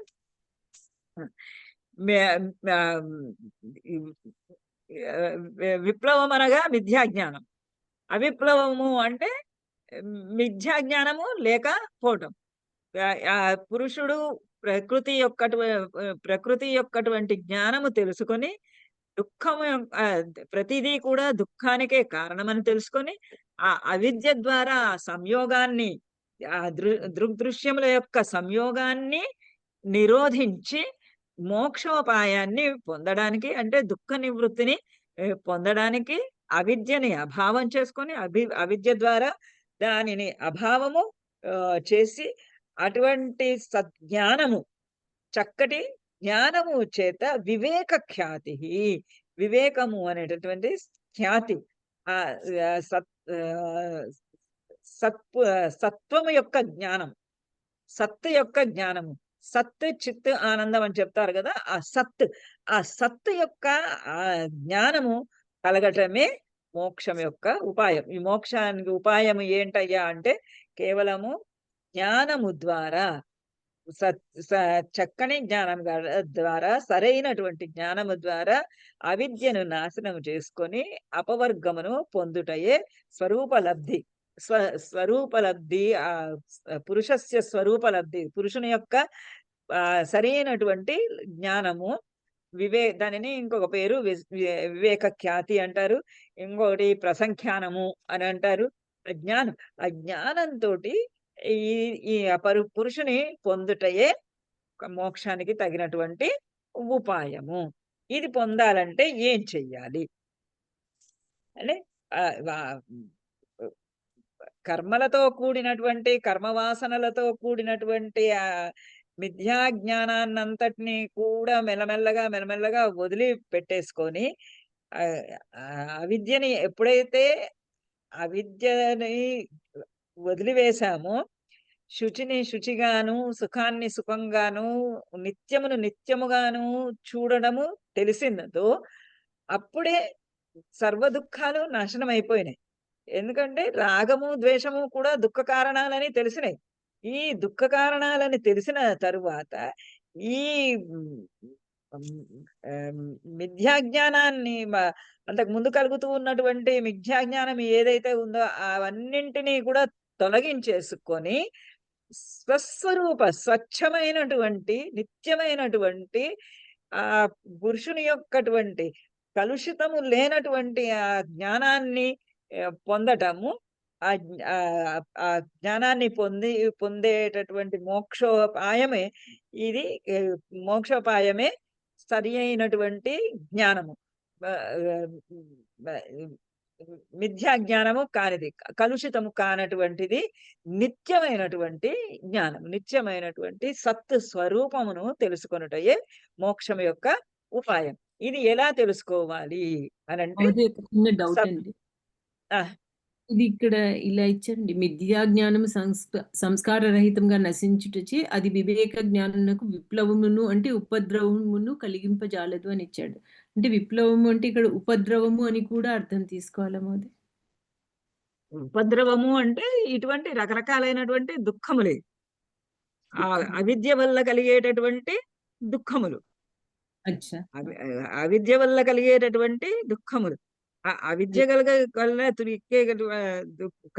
కలిగేటటువంటి దుఃఖాలు ఏం చేస్తాయి? అవి మనసులో ఉండి, అంటే మనసులో ఉండి అవి మళ్ళీ రేకెత్తడానికి, పైకెత్తడానికి ప్రయత్నం చేస్తూ ఉంటాయి. ఈ మోక్షోపాయానికి సూత్రం ఏంటి అని అంటే, ఈ మిథ్యాజ్ఞానం చేత, మిథ్యాజ్ఞానం కాదు, ఈ జ్ఞానం చేత, సద్జ్ఞానం చేత బీజాన్ని కాల్చి వేసేసి, అంటే అవిద్యతోటి మనకి కార్యోత్పత్తిని కల్పించేటటువంటి ఆ కర్మ బీజామును, ఆ కర్మ అనేటటువంటి బీజాన్ని నాశనం చేసేస్తే, అంటే నాశనము అంటే మామూలుగా తొక్కి కట్టేయటం కాదు, కాల్చివేయటం. కాల్చివేస్తే ఏమైతుందంటే మళ్ళీ ఇంకా అది ఇంకా ఉత్పత్తి చేయటానికి తగినదిగా అవదు. అట్లా కాల్చివేసిన కాల్చి దాన్ని అసమర్థము చేసినప్పుడు అప్పుడే ఆ బుద్ధి సత్వంలో ఉన్నటువంటి రజోగుణం నశిస్తుంది. రజోగుణం నశిస్తేనే మనకి కార్యోత్పత్తి కలగదు. ఎందుకంటే రజోత్పత్తి క్రియాశీలం. ముందు చెప్పాడు కదా, ప్రకాశ స్థితి,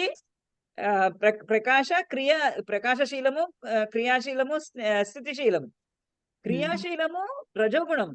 రజోగుణం ఉంటేనే ఏదన్నా కార్యోత్పత్తి కలుగుతుంది. రజోగుణం కూడా నశించాలి. మనకి సంపూర్ణమైనటువంటి జ్ఞానం కలగాలి అని అంటే మొట్టమొదటే మనకి చిత్తవృత్తులు చెప్పినప్పుడు చిత్తవృత్తి, మూఢ చిత్తవృత్తి, విమూఢ చిత్తవృత్తి, తర్వాత ఏకాగ్ర చిత్తవృత్తి చెప్పారు. అవునండి. ఏకాగ్ర చిత్తవృత్తి అనంటే అక్కడ రజోగుణం కూడా నశించింది. ఓన్లీ సత్వగుణం ఒకటే ఉన్నది. ఇంతకు ముందు చెప్పినప్పుడు కూడా ప్రకాశ, క్రియ, స్థితి చెప్పారు.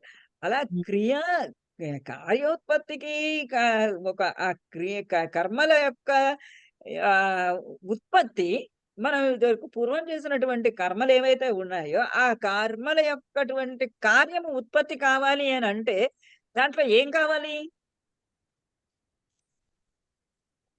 అజ్ఞానం కారణం. నశించాలి, అవిద్య అజ్ఞానం నశించాలి.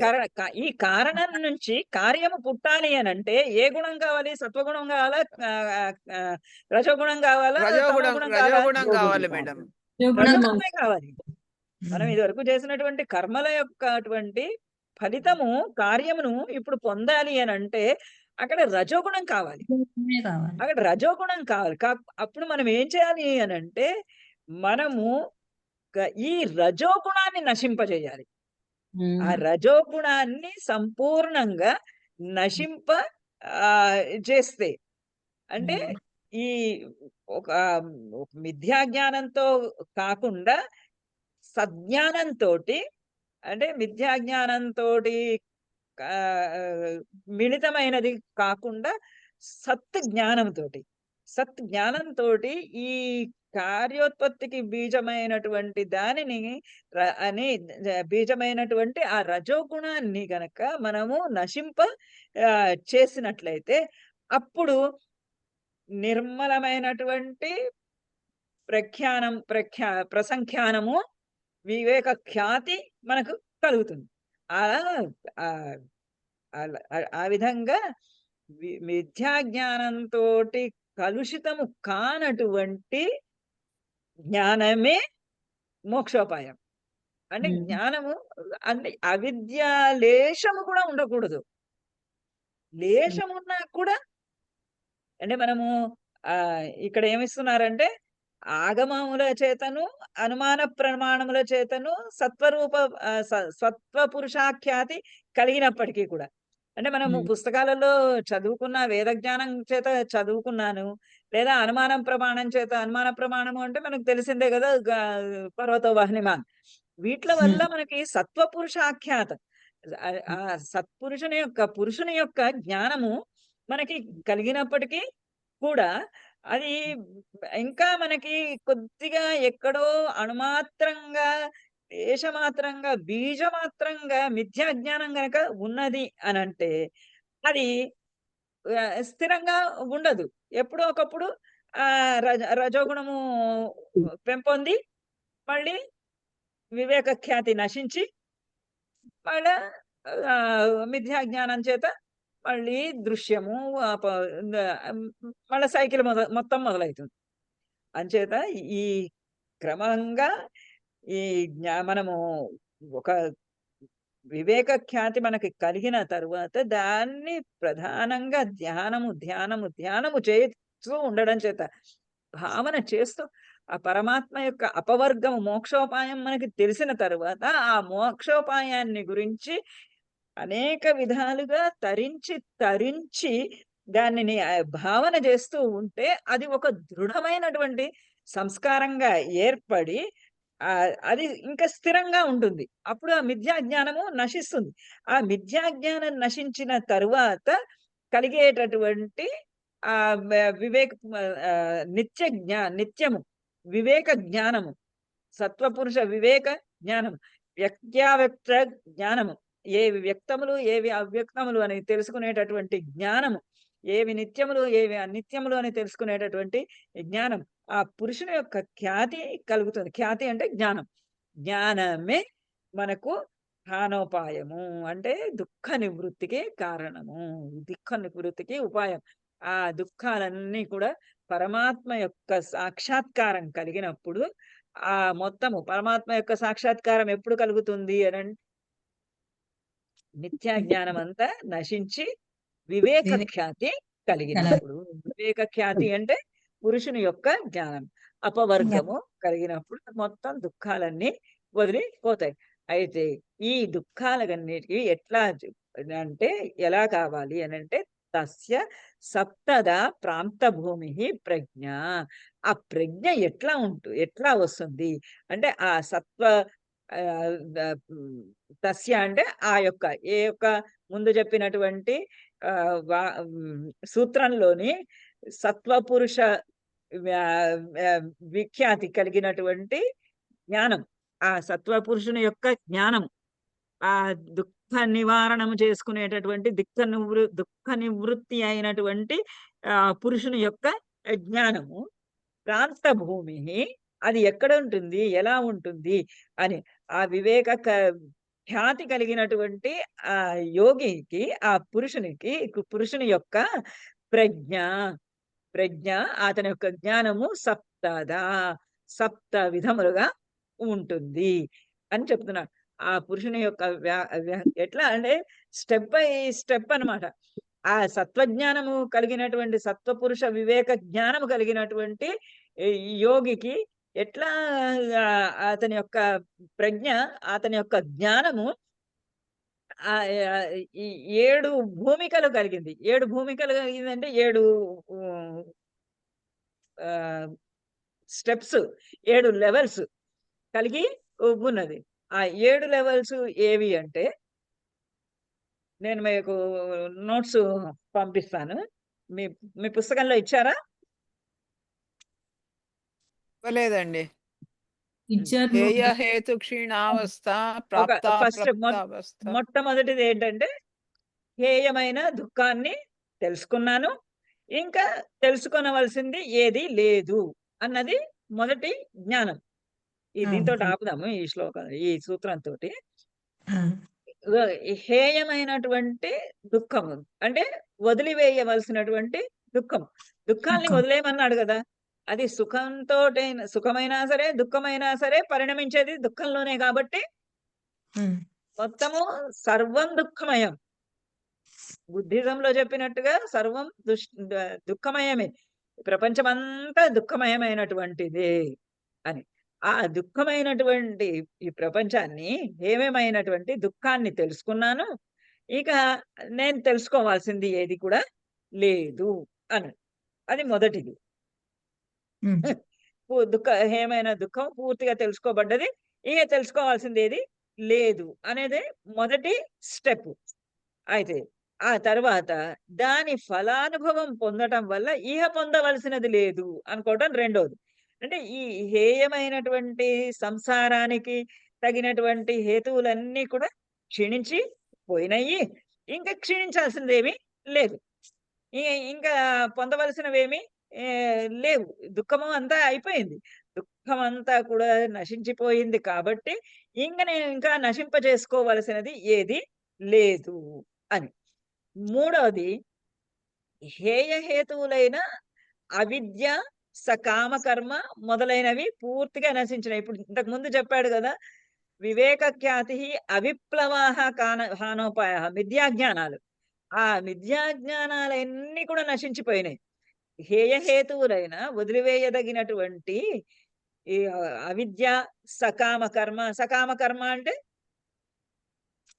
కోరికలతో చేసేది, అది కావాలి ఇది కావాలని కోరికలతో చేసే పనులు, చేసేటటువంటి కర్మ, ఇవి మొదలైనవి పూర్తిగా ఇంకా నశించిపోయినాయి కాబట్టి ఇక నశించేవి ఏవి లేవు అని. అంటే నాకు కావాల్సింది ఇంకేమీ లేదు అని. ఇది ఎందువల్ల నేను వదిలేస్తున్నాను? ఇవన్నిటి కూడా దుఃఖ కారణాలని వదిలేస్తున్నాను. దుఃఖహాన రూపమైన మోక్ష ఫలము అసంప్రజ్ఞాత యోగము చేత సాక్షాత్కరింపబడింది. నాలుగవది ఏమైతుంది? దుఃఖహాన రూపమైన దుఃఖాన్ని వదిలేసినందువల్ల కలిగినటువంటి మోక్ష ఫలము అసంప్రజ్ఞాత సమాధి వల్ల. అసంప్రజ్ఞాత సమాధి అంటే నిర్బీజ సమాధి మేడం. నిర్బీజ సమాధి యోగము చేత సాక్షాత్కరింపబడినది కాబట్టి ఏమైంది? ఇంకా తెలుసుకోవలసినటువంటి పురుషార్థం ఏది మిగలేదు. అంటే మోక్షం కూడా, మోక్షాన్ని గురించినటువంటి ఆలోచన కూడా లేదు, ఎందుకంటే అది కూడా సిద్ధించేసింది. దుఃఖానికి దుఃఖాన్ని వదిలేయటం వల్ల నాకు మోక్షము దొరికింది. ఆ మోక్షానికి కావలసినటువంటి ఆ మోక్షము పొందిన తరువాత దానికి కావలసినటువంటి ఆ తర్వాత కైవల్యం పొందడానికి కావలసినటువంటి బీజం కూడా వదిలేశాను. ఆ మిథ్యాజ్ఞానం మిథ్యాజ్ఞానం లేకుండా చేయటము చేత ఆ సంప్రజ్ఞాత సమాధి ఇంకా మిథ్యాజ్ఞానం అంటే సంప్రజ్ఞాత సమాధి రాసుకోవచ్చేమో. సంప్రజ్ఞాత సమాధిలో ఇంకా బీజం ఉంది. ఆ బీజం అట్లా రాసుకోండి. వివేక ఖ్యాతి అవిప్లవాహ హానోపాయాహ అన్న దగ్గర వివేక ఖ్యాతి అవిప్లవాహ హాన ఉపాయాహ. సంప్రజ్ఞాత సమాధి అంటే సబీజ సమాధి. ఆ సబీజ సమాధి ఆ బీజము కూడా దగ్ధం చేయాలి. ఆ బీజం కూడా దగ్ధం చేసినప్పుడే వివేక ఖ్యాతి. ఇంకా చేయడానికి ఏమీ లేదు. మోక్షం కూడా వచ్చేసింది. మోక్షం కూడా సిద్ధించిన తర్వాత ఇంకా కావాల్సింది ఏముంది?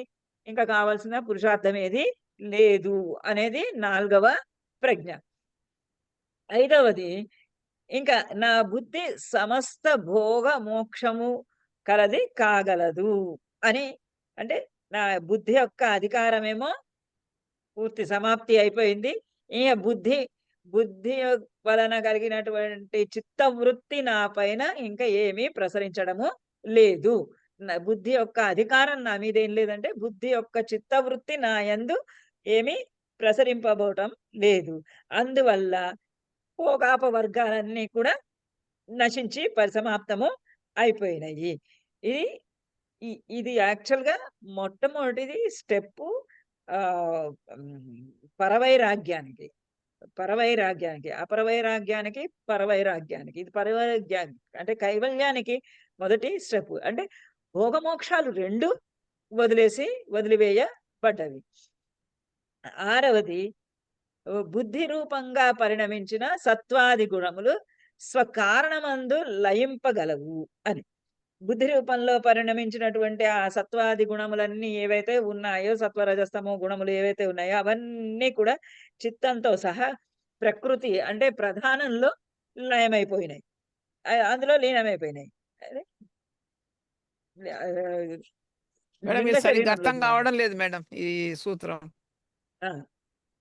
ఇది బుద్ధి రూపంగా పరిణమించిన సత్వాది గుణములు అంటే సత్వాది గుణములు, సత్వరజస్తమో గుణములు వాటి యొక్క చిత్తవృత్తులు ఏమైనాయి? బుద్ధిగానే కదా పరిణమించినాయి. మొట్టమొదట మహత్తు నుండి బుద్ధిగా వచ్చినాయి కదా. అవును, మహత్తు నుండి బుద్ధిగా వచ్చినాయి. ఆ బుద్ధిగా పరిణమించినటువంటి ఆ సత్వాది గుణములు అన్నీ కూడా మళ్ళీ స్వకారణమనందు లయమైపోతున్నాయి. అంటే మళ్ళీ వెనక్కి వెళ్ళి ఏ బుద్ధి నుంచి అవి బయటకు వచ్చినాయో ఆ బుద్ధిలోకి వెళ్ళిపోతున్నాయి, మళ్ళా లయమైపోతున్నాయి అక్కడ. అంటే ఏ బుద్ధి ఎక్కడి నుంచి వచ్చింది? మహత్తు నుంచి వచ్చింది. మహత్తు నుంచి ఆ మహత్తులోకి వెళ్ళిపోయినాయి, ఓకే, వెనక్కి వెళ్ళిపోయినాయి. ఇంకా అంటే ఇదంతా వెనక్కి వెళ్ళిపోతున్నాడు. జ్ఞానమే నేతి నేతి నేతి అంటే ఇది కాదు, ఇది కాదు, ఇది కాదు, ఇది కాదు, ఇది కాదని. పంచభూతముల పంచ కర్మేంద్రియములా కాదు, పంచ జ్ఞానేంద్రియంలా కాదు, పంచభూతములా కాదు, పంచ తన్మాత్రలా కాదు, పంచ మనస్సా కాదు, అహంకారమా కాదు, పంచ తన్మాత్రలా కాదు, బుద్ధి కాదు, అహంకారం కాదు, బుద్ధి కాదు, మహత్తు. ఇప్పుడు మహత్తు దగ్గరికి వెళ్ళాడు. మహత్తులోకి మహత్తులో లయమైపోయింది. మహత్తులో లయమైపోయినప్పుడు ఏమవుతుంది? అక్కడ ఉంటుంది దానికి మళ్ళా పునర్జన్మ అంటూ ఉండదు. అది ఆల్మోస్ట్ ప్రకృతిలో లయించి పోతుంది. లయకాలంలో అది లయించి పోతుంది.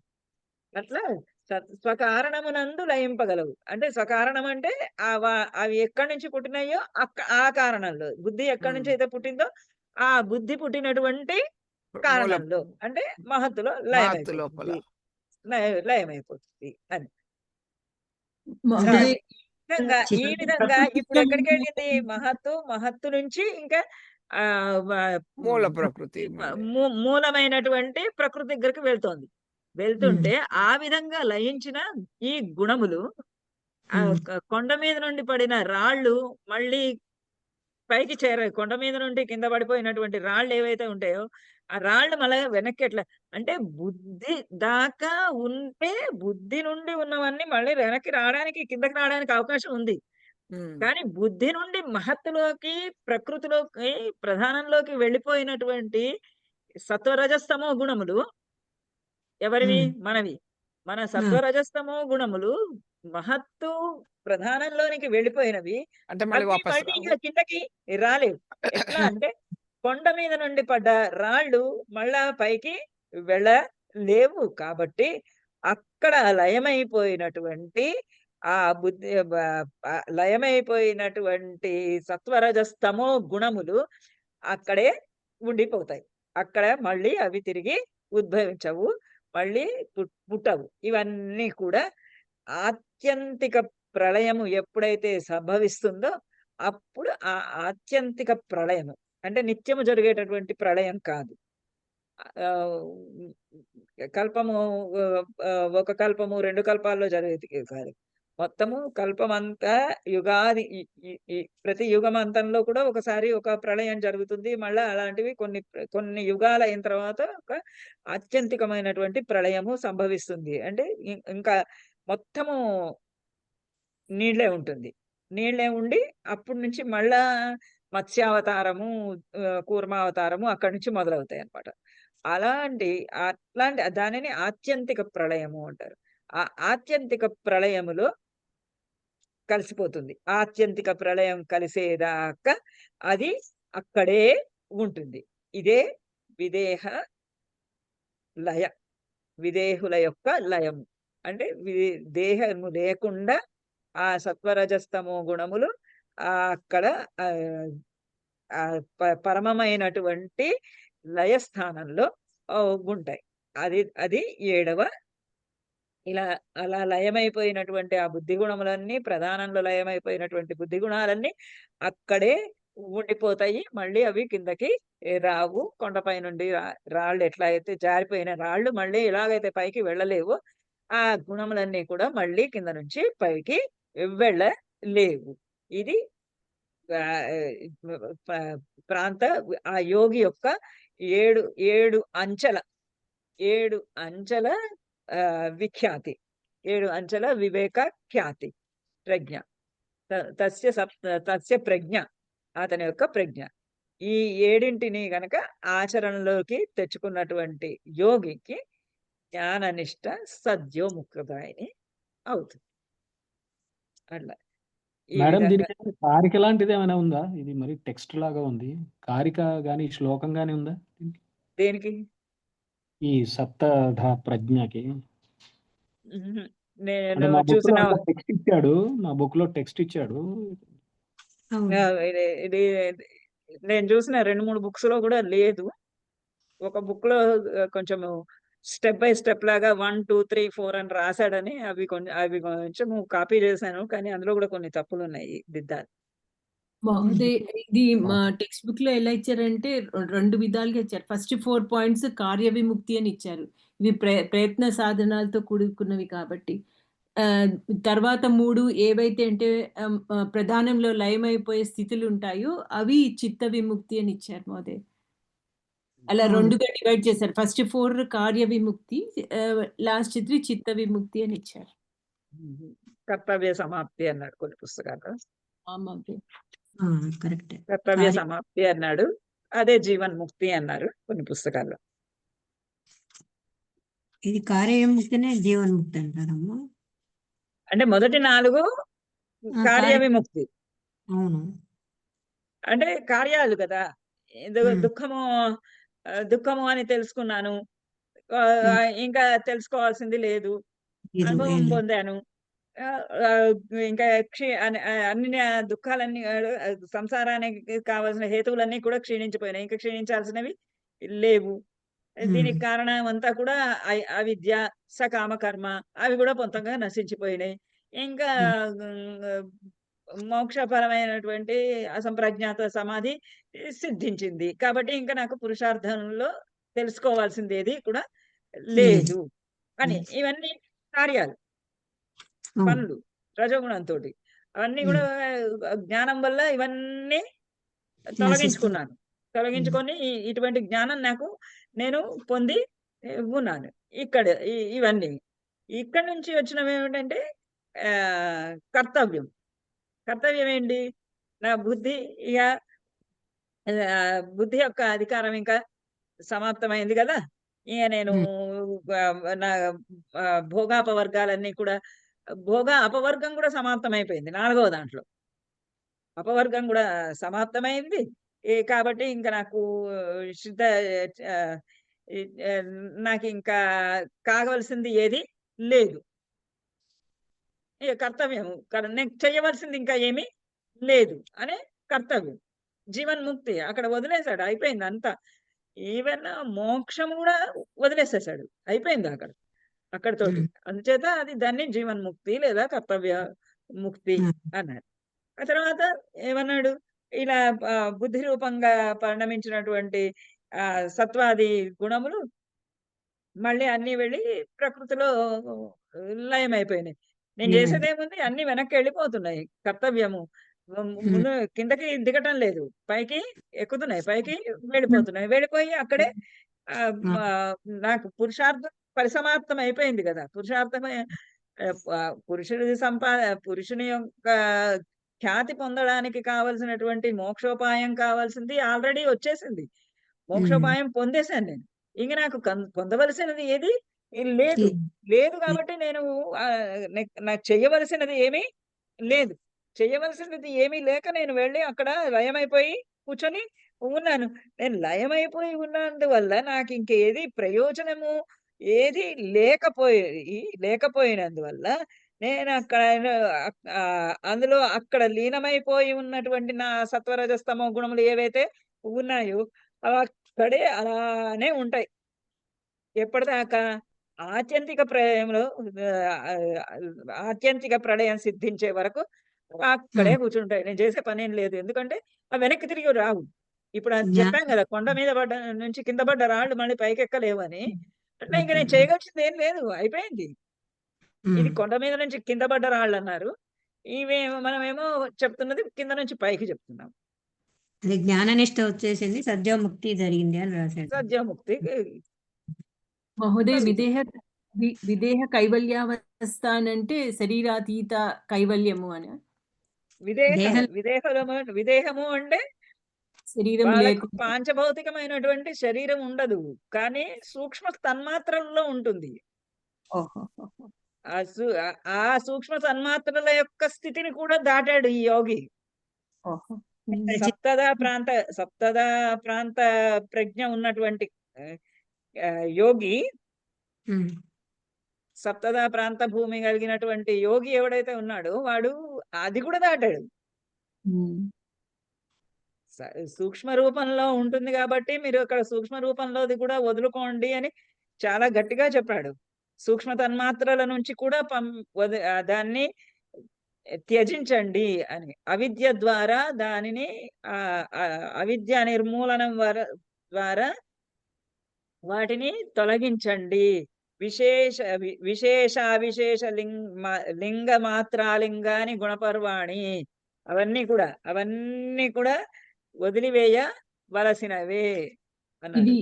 దీని అర్థం ఇలానే మహోదయ్, భూమికాత్రయములో విదేహ కైవల్యావస్థను గురించి అనుభవము ఉండును అని చిత్త విముక్తి అని చెప్పాడు. అంటే దాటి వేశాడు కదా మహోదయ్. సూక్ష్మ రూపంలో ఉన్న అవస్థలను కూడా దాటివేసి అంటే ప్రధానంలో లీనమైపోయినప్పుడు అది కూడా ఉండదు అని అర్థం. సూక్ష్మ తన్మాత్ర ఎప్పుడొచ్చింది? బుద్ధి కన్నా తర్వాత వచ్చింది కదా! అంతే. మనం బుద్ధి దాకా ఎక్కేసేస్తే పై మెట్టు ఎక్కేస్తే 7 మెట్లు అనుకోండి. అంతే. మనము సూక్ష్మ తన్మాత్ర అనేది 4వ మెట్టు. 4వ మెట్టు దాటి మనం 5వ మెట్టు అయినటువంటి బుద్ధికి ఎక్కేస్తే మరి ఇంకా ఈ సూక్ష్మ తన్మాత్ర ఎందుకు మనకు? అంతే మహోదయ్. అంతే. ఎక్కడో కింద ఉంది.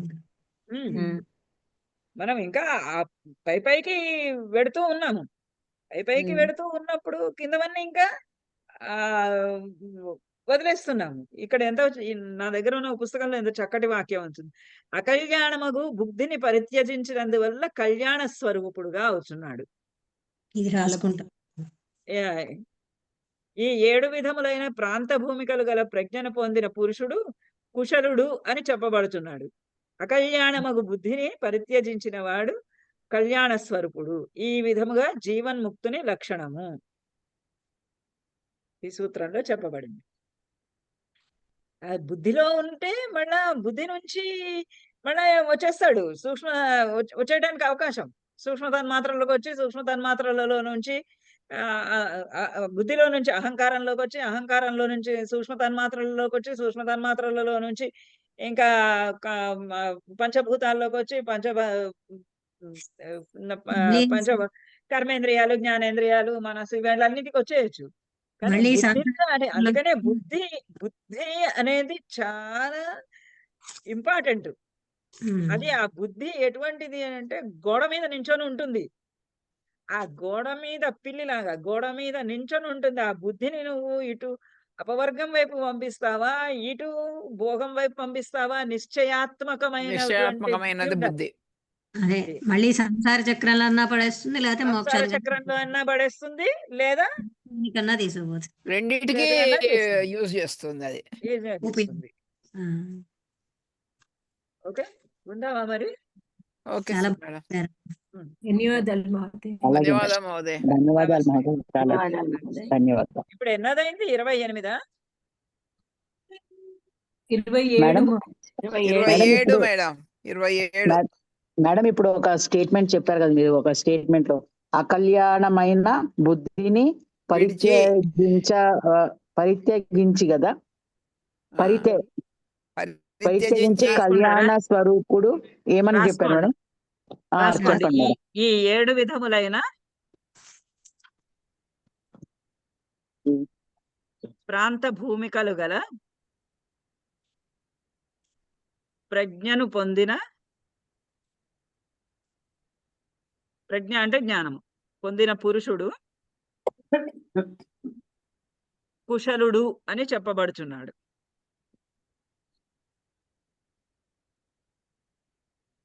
అకల్యాణమగు బుద్ధిని పరిత్యజించినందువలన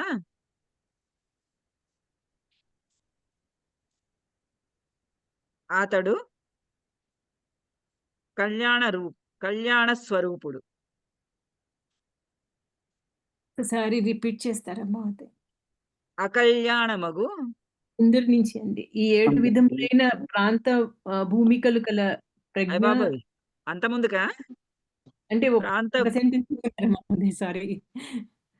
ప్రాంత భూమికలు గల ప్రజ్ఞను పొందిన పురుషుడు కుశలుడు అని చెప్పబడుచున్నాడు.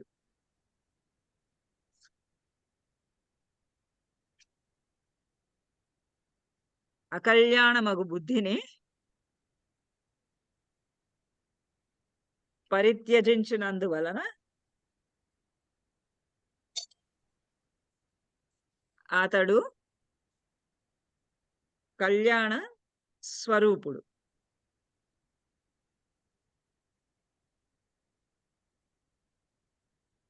ఇది జీవన్ముక్తుని లక్షణము.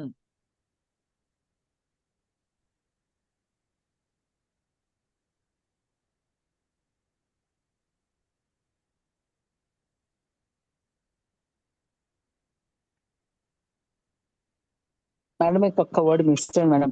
ప్రజ్ఞను కలిగిన పురుషుడు కుశలుడు అని కుశలుడు అని చెప్పబడుచున్నాడు. అచ్చా, కుశలుడు. ఓకే, నేర్పుగలవాడు అని. అచ్చా, నేర్పుగల.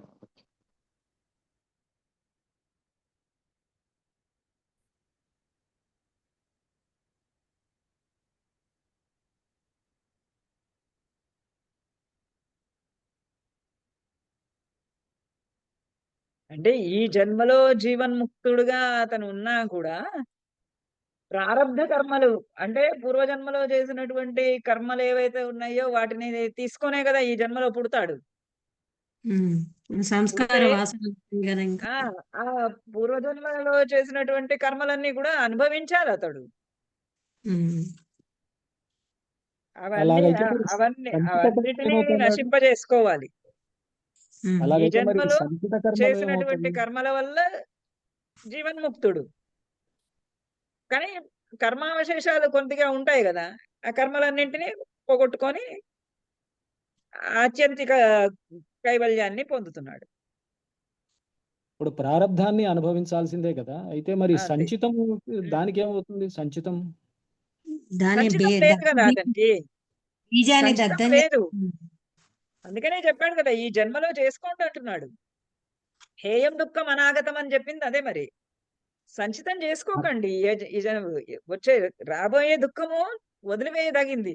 రాబోయే దుఃఖం వదిలివేయదగింది అంటే ఈ జన్మలో చెయ్యొద్దు, దుఃఖం కల్పించేటటువంటి చెయ్యొద్దు, సంచితం చేసుకోవద్దు. ఈ జన్మలో సంచితం చేసుకోవద్దు. ప్రారంభంగా చేసింది మనము వదిలిపెట్టలేము. ఎందుకంటే నిన్న నేను ఏం చేశానో నాకేం తెలుసు?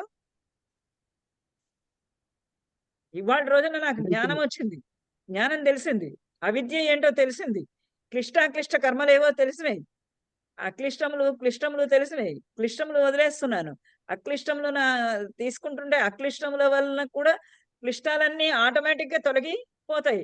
అందుకని నేను ముందు అక్లిష్టాలే తీసుకుంటున్నాను. క్లిష్టాల మూలాన క్లిష్టములన్నీ వెళ్ళిపోతూ ఉన్నాయి. వెళ్ళిపోతూ ఉన్నా కూడా ఎక్కడైనా ఏదైనా కానీ ఒక చోట మిగిలి ఉంటే దాన్ని కూడా నశింపజేసుకోవాలి అని చెప్తున్నాడు. తర్వాత ప్రారబ్ధమైనటువంటి కర్మలు ఏవైతే ఉంటాయో అవిని మనము వదిలించుకోవడానికి అవకాశము లేనివి, అవి అనుభవించి తీరవలసినది. సంచితము చెయ్యొద్దు. ఈసారి సంచితం చేసుకున్నది వచ్చే జన్మకు ప్రారబ్ధములు అవుతాయి. ఈ జన్మలో చేసుకున్నటువంటి సంచిత కర్మలు అంటే మనం చేసుకుంటున్నటువంటి పుణ్యపాప కర్మలన్నీ కూడా రాబోయే జన్మకు ప్రారబ్ధ కర్మలు అవుతాయి. ఆ ప్రారబ్ధ కర్మలు ఇప్పుడు నేను ఆగామి కర్మలు ఏవైతే ఉన్నాయో ఆగామి కర్మలను వద్దు అనుకున్నానంటే నేను ఈ రోజున సంచితం చేసుకోవద్దేమి. నేను సంచితం ఏమీ చేసుకోకపోతే నాకు ఆగామి కర్మలు ఉండవు, నాకు వచ్చే జన్మలో ఏమీ కర్మలు ఉండవు. కానీ ఈ వెనక నుంచి వస్తూ ఉంటాయి కదా, ఆ వస్తూ ఉన్నవి ఇంకొంచెం కాలము ముందుకు సాగవచ్చు. అంటే నేను నా ఈ జన్మ సరిపోకపోవచ్చు.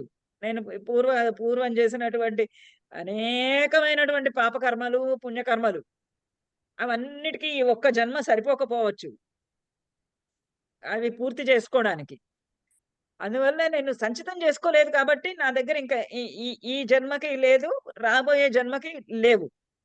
కానీ ఈ వెనక నుంచి వస్తున్నవి ఉన్నాయి కదా, ఈ వెనక నుంచి వస్తున్నవి అట్లా వెళ్తూ ఉంటాయి ముందుకి. ఆ వెనక నుంచి వస్తున్నవి ఉండటం మూలాన ఈ జన్మలో నేను సంచితము చేసుకోకపోయినా, నాకు ఆగామి కర్మలు లేకపోయినా, నేను ఈ జన్మలో జీవన్ముక్తుడను అయినా, నాకు ఈ వెనక నుంచి తోసుకుంటూ వస్తున్నటువంటి కర్మలు ఏవైతే ఉన్నాయో అవి కొన్ని అనుభవించవలసి వస్తుంది. ఆ అనుభవించవలసిన దానిని నల్లిఫై చేసుకోవడానికి, ఆ కర్మలను నశింపజేయటానికి మనము బుద్ధిని వెనక్కి మరల్చి సత్వరజస్తమో గుణములను వదిలివేసి త్రిగుణాత్మకమైనటువంటి బుద్ధి యొక్క చిత్తవృత్తిని వదిలివేసి వెనకకు మహత్తులోకి లయం చేస్తే, అంటే మహత్తులోకి ప్రధానంలోనికి లయము చేస్తే, అక్కడ లయం చేసింది వెనక్కి రాలేదు కాబట్టి ఇంక ఈ ప్రారబ్ధ కర్మలు కూడా ఉండవు. అంటే కంప్లీట్ గా అంతర్ముఖుడు కావాలి, బహిర్ముఖం నుంచి తీసేసి కంప్లీట్లీ అంతర్ముఖుడు కావాలి, కంప్లీట్లీ. ఇప్పుడు జ్ఞానాగ్ని దగ్ధ కర్మాణం అంటే ఆ జ్ఞానాగ్ని ఏ కర్మలను నశింపజేస్తుంది, భస్మీకరణం చేస్తుంది? జ్ఞానాగ్ని చేత, అంటే జ్ఞానమైనటువంటి అగ్ని చేత కర్మలను దగ్ధం చేయాలి. కర్మలను దగ్ధం చేయాలంటే కర్మలని పోగొట్టాలి. ఎట్లా పోగొట్టాలి? కర్మలు ఎక్కడుంటాయి? కర్మలు వాసన రూపంలో ఉంటాయి. వాసన రూపంలో ఎక్కడుంటాయి? సూక్ష్మ శరీరంలో ఉంటాయి, శరీరంలో ఉంటాయి, తన్మాత్రలలో ఉంటాయి, తన్మాత్రలలో ఉంటాయి. తన్మాత్రలలో ఉండి బుద్ధి చిత్త వృత్తి చేత అవి ఆడింపబడుతూ ఉంటాయి. ఈ తన్మాత్రలలో కూడా ఉండకుండా వాటిని నశింప చేయాలి. నశింపజేసినా కూడా బుద్ధిలో కొద్దిగా ఉంటాయి, ఉంటుంది. అక్కడ బుద్ధిలో ఉంటాయి. అవన్నింటినీ కూడా అవిద్య అనేటటువంటి అవిద్య నాశనం చేత, అవిద్య మూలానే వస్తాయి మిగతా అవన్నీ కూడా. అక్లిష్టమైనటువంటి క్లేశములేవి? ప్రమాణ విపర్యయ విలో ప్రమాణ విపర్యయ విలోక నిద్రా నిద్రా స్మృతి అని చెప్పారు కదా. నిద్రా ఐదు. స్మృతులు, నిద్రా ఆ. స్మృతులు. ఈ ఈ అక్లిష్ట కర్మలతోటి కొన్ని వదిలేసేయచ్చు మనం. ఉమ్. అక్లిష్ట కర్మలతోటి ప్రమాణ విపర్యయ వికల్ప నిద్రా స్మృతులు అనేటటువంటి వాటితోటి వదిలివేసి మనము బుద్ధి యొక్క చిత్తవృత్తిని కంట్రోల్ చేసుకోవచ్చు. అవి కంట్రోల్ చేసుకుంటూ ఉంటే ఆటోమేటిక్ గా అవి క్లిష్ట కర్మలన్నీ కూడా నాశనం అయిపోతాయి. కానీ ఎక్కడన్నా గనక మిగిలి ఉంటే అవి అన్నింటినీ కూడా ఈ సప్తదా భూమికలతో ఉన్నటువంటి సప్తభూమి ప్రాంత ప్రజ్ఞ ఏదైతే ఉందో ఆ ప్రజ్ఞని సాధించి ఆ ప్రజ్ఞ ద్వారా ఆ మిథ్యా జ్ఞానాన్ని అంతటినీ కూడా కొంచెం అంటే సబీజ జ్ఞానము, సంప్రజ్ఞాత జ్ఞానము ఏదైతే ఉందో సబీజ జ్ఞానము, ఆ సబీజ జ్ఞానాన్ని కూడా నశింపజేస్తే, ఎట్లా నశింపజేస్తే అంటే ఒక అగ్గిపుల్ల గీసి జ్ఞానాగ్ని దగ్ధ అనగానే ఒక అగ్గిపుల్ల గీసి దగ్ధం చేయటం అని అనుకోవద్దు. వివేక ఖ్యాతి తెచ్చుకోవాలి. ఏక ఖ్యాతితోటి జ్ఞానంతోటి అంతర్ముఖులై బుద్ధి నుండి మహత్తు ప్రధాన స్థితిలోకి, ప్రధానంలోనికి లయము చేయాలి. పైకి ఇక్కడ లయం వెళ్ళాలి. చేయాలి. ఇక్కడ వెనక్కి వెళ్ళాలి, అదే వెనక్కి పైకి వెళ్ళాలి, వైపుకి వెళ్ళాలి. వెనక్కి వెళ్ళాలి. అది ఈ యోగ పద్ధతి, యోగ మార్గము చాలా తేలికైనటువంటి మార్గం ఏమి కాదు.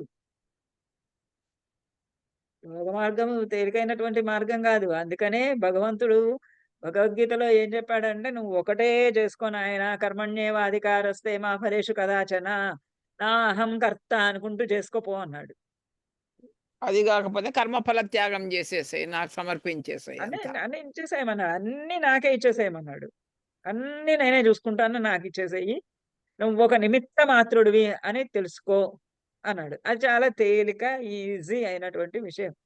నేనేమీ చేయటం లేదు, నాకు ఇవేవి అంటటం లేదు అని.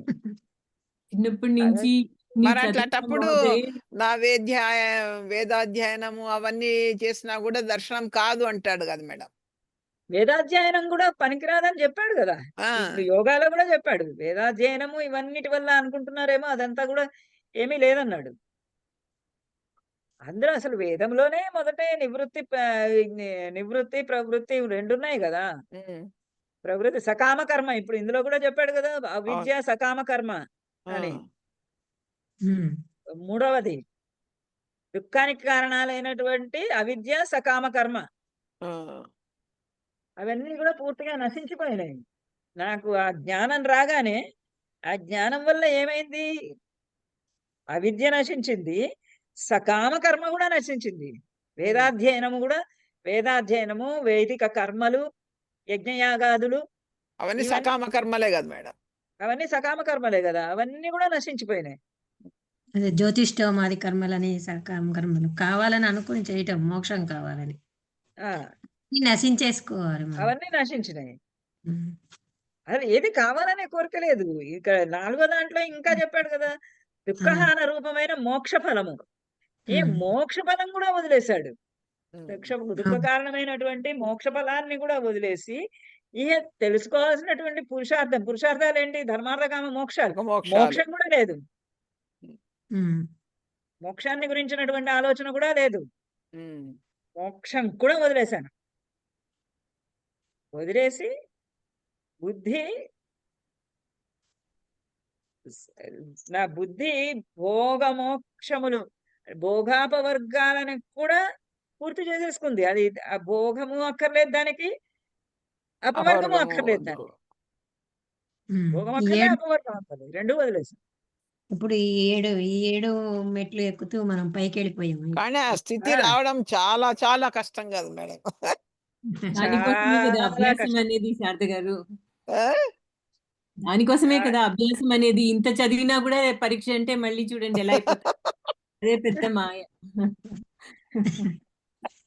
ఎవరో ఏదో చాట్ లో మెసేజ్ పెట్టారు, నాకు కనబడటం లేదు ఇక్కడ. సరే, ఇప్పుడు ఏంటి ఇది మనకి ఎంఏ పరీక్ష క్లాస్ కాకుండా ప్రవచనం క్లాస్ లాగా అయిపోతుంది ఏంటి?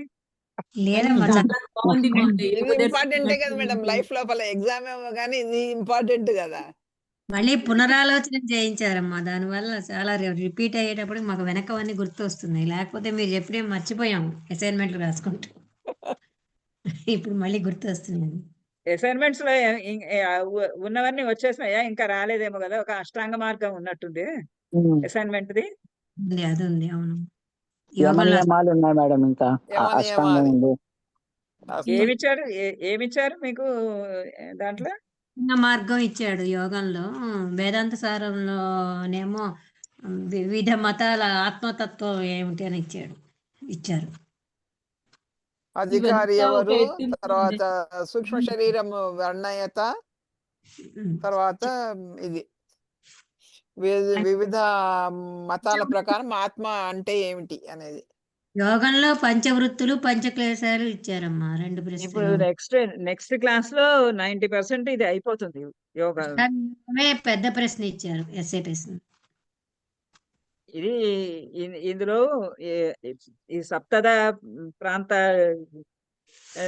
ప్రాంత భూమి ప్రజ్ఞ అనేది చాలా ఇంపార్టెంట్ క్వశ్చన్. అదే అయిపోయింది కదా.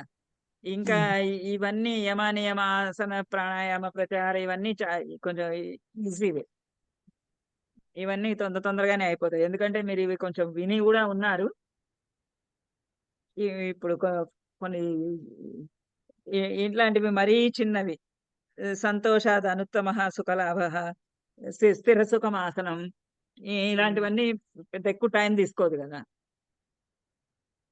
తొందరగా అయిపోతాయి. 90% నెక్స్ట్ క్లాస్ లో అయిపోతుంది. మహోదయ్, ఈ అసైన్మెంట్లు ఎగ్జామ్స్ అన్ని ఒక ఎత్తు మహోదయ్. ఇప్పుడు మీరు చెప్పిన క్లాసులంతా ఒక ఎత్తు. ఆ, ఏమీ భయం అనిపించట్లేదు. నిండా మునిగిన వానికి చలేమి. చాలా మంచిగా అనిపిస్తుంది.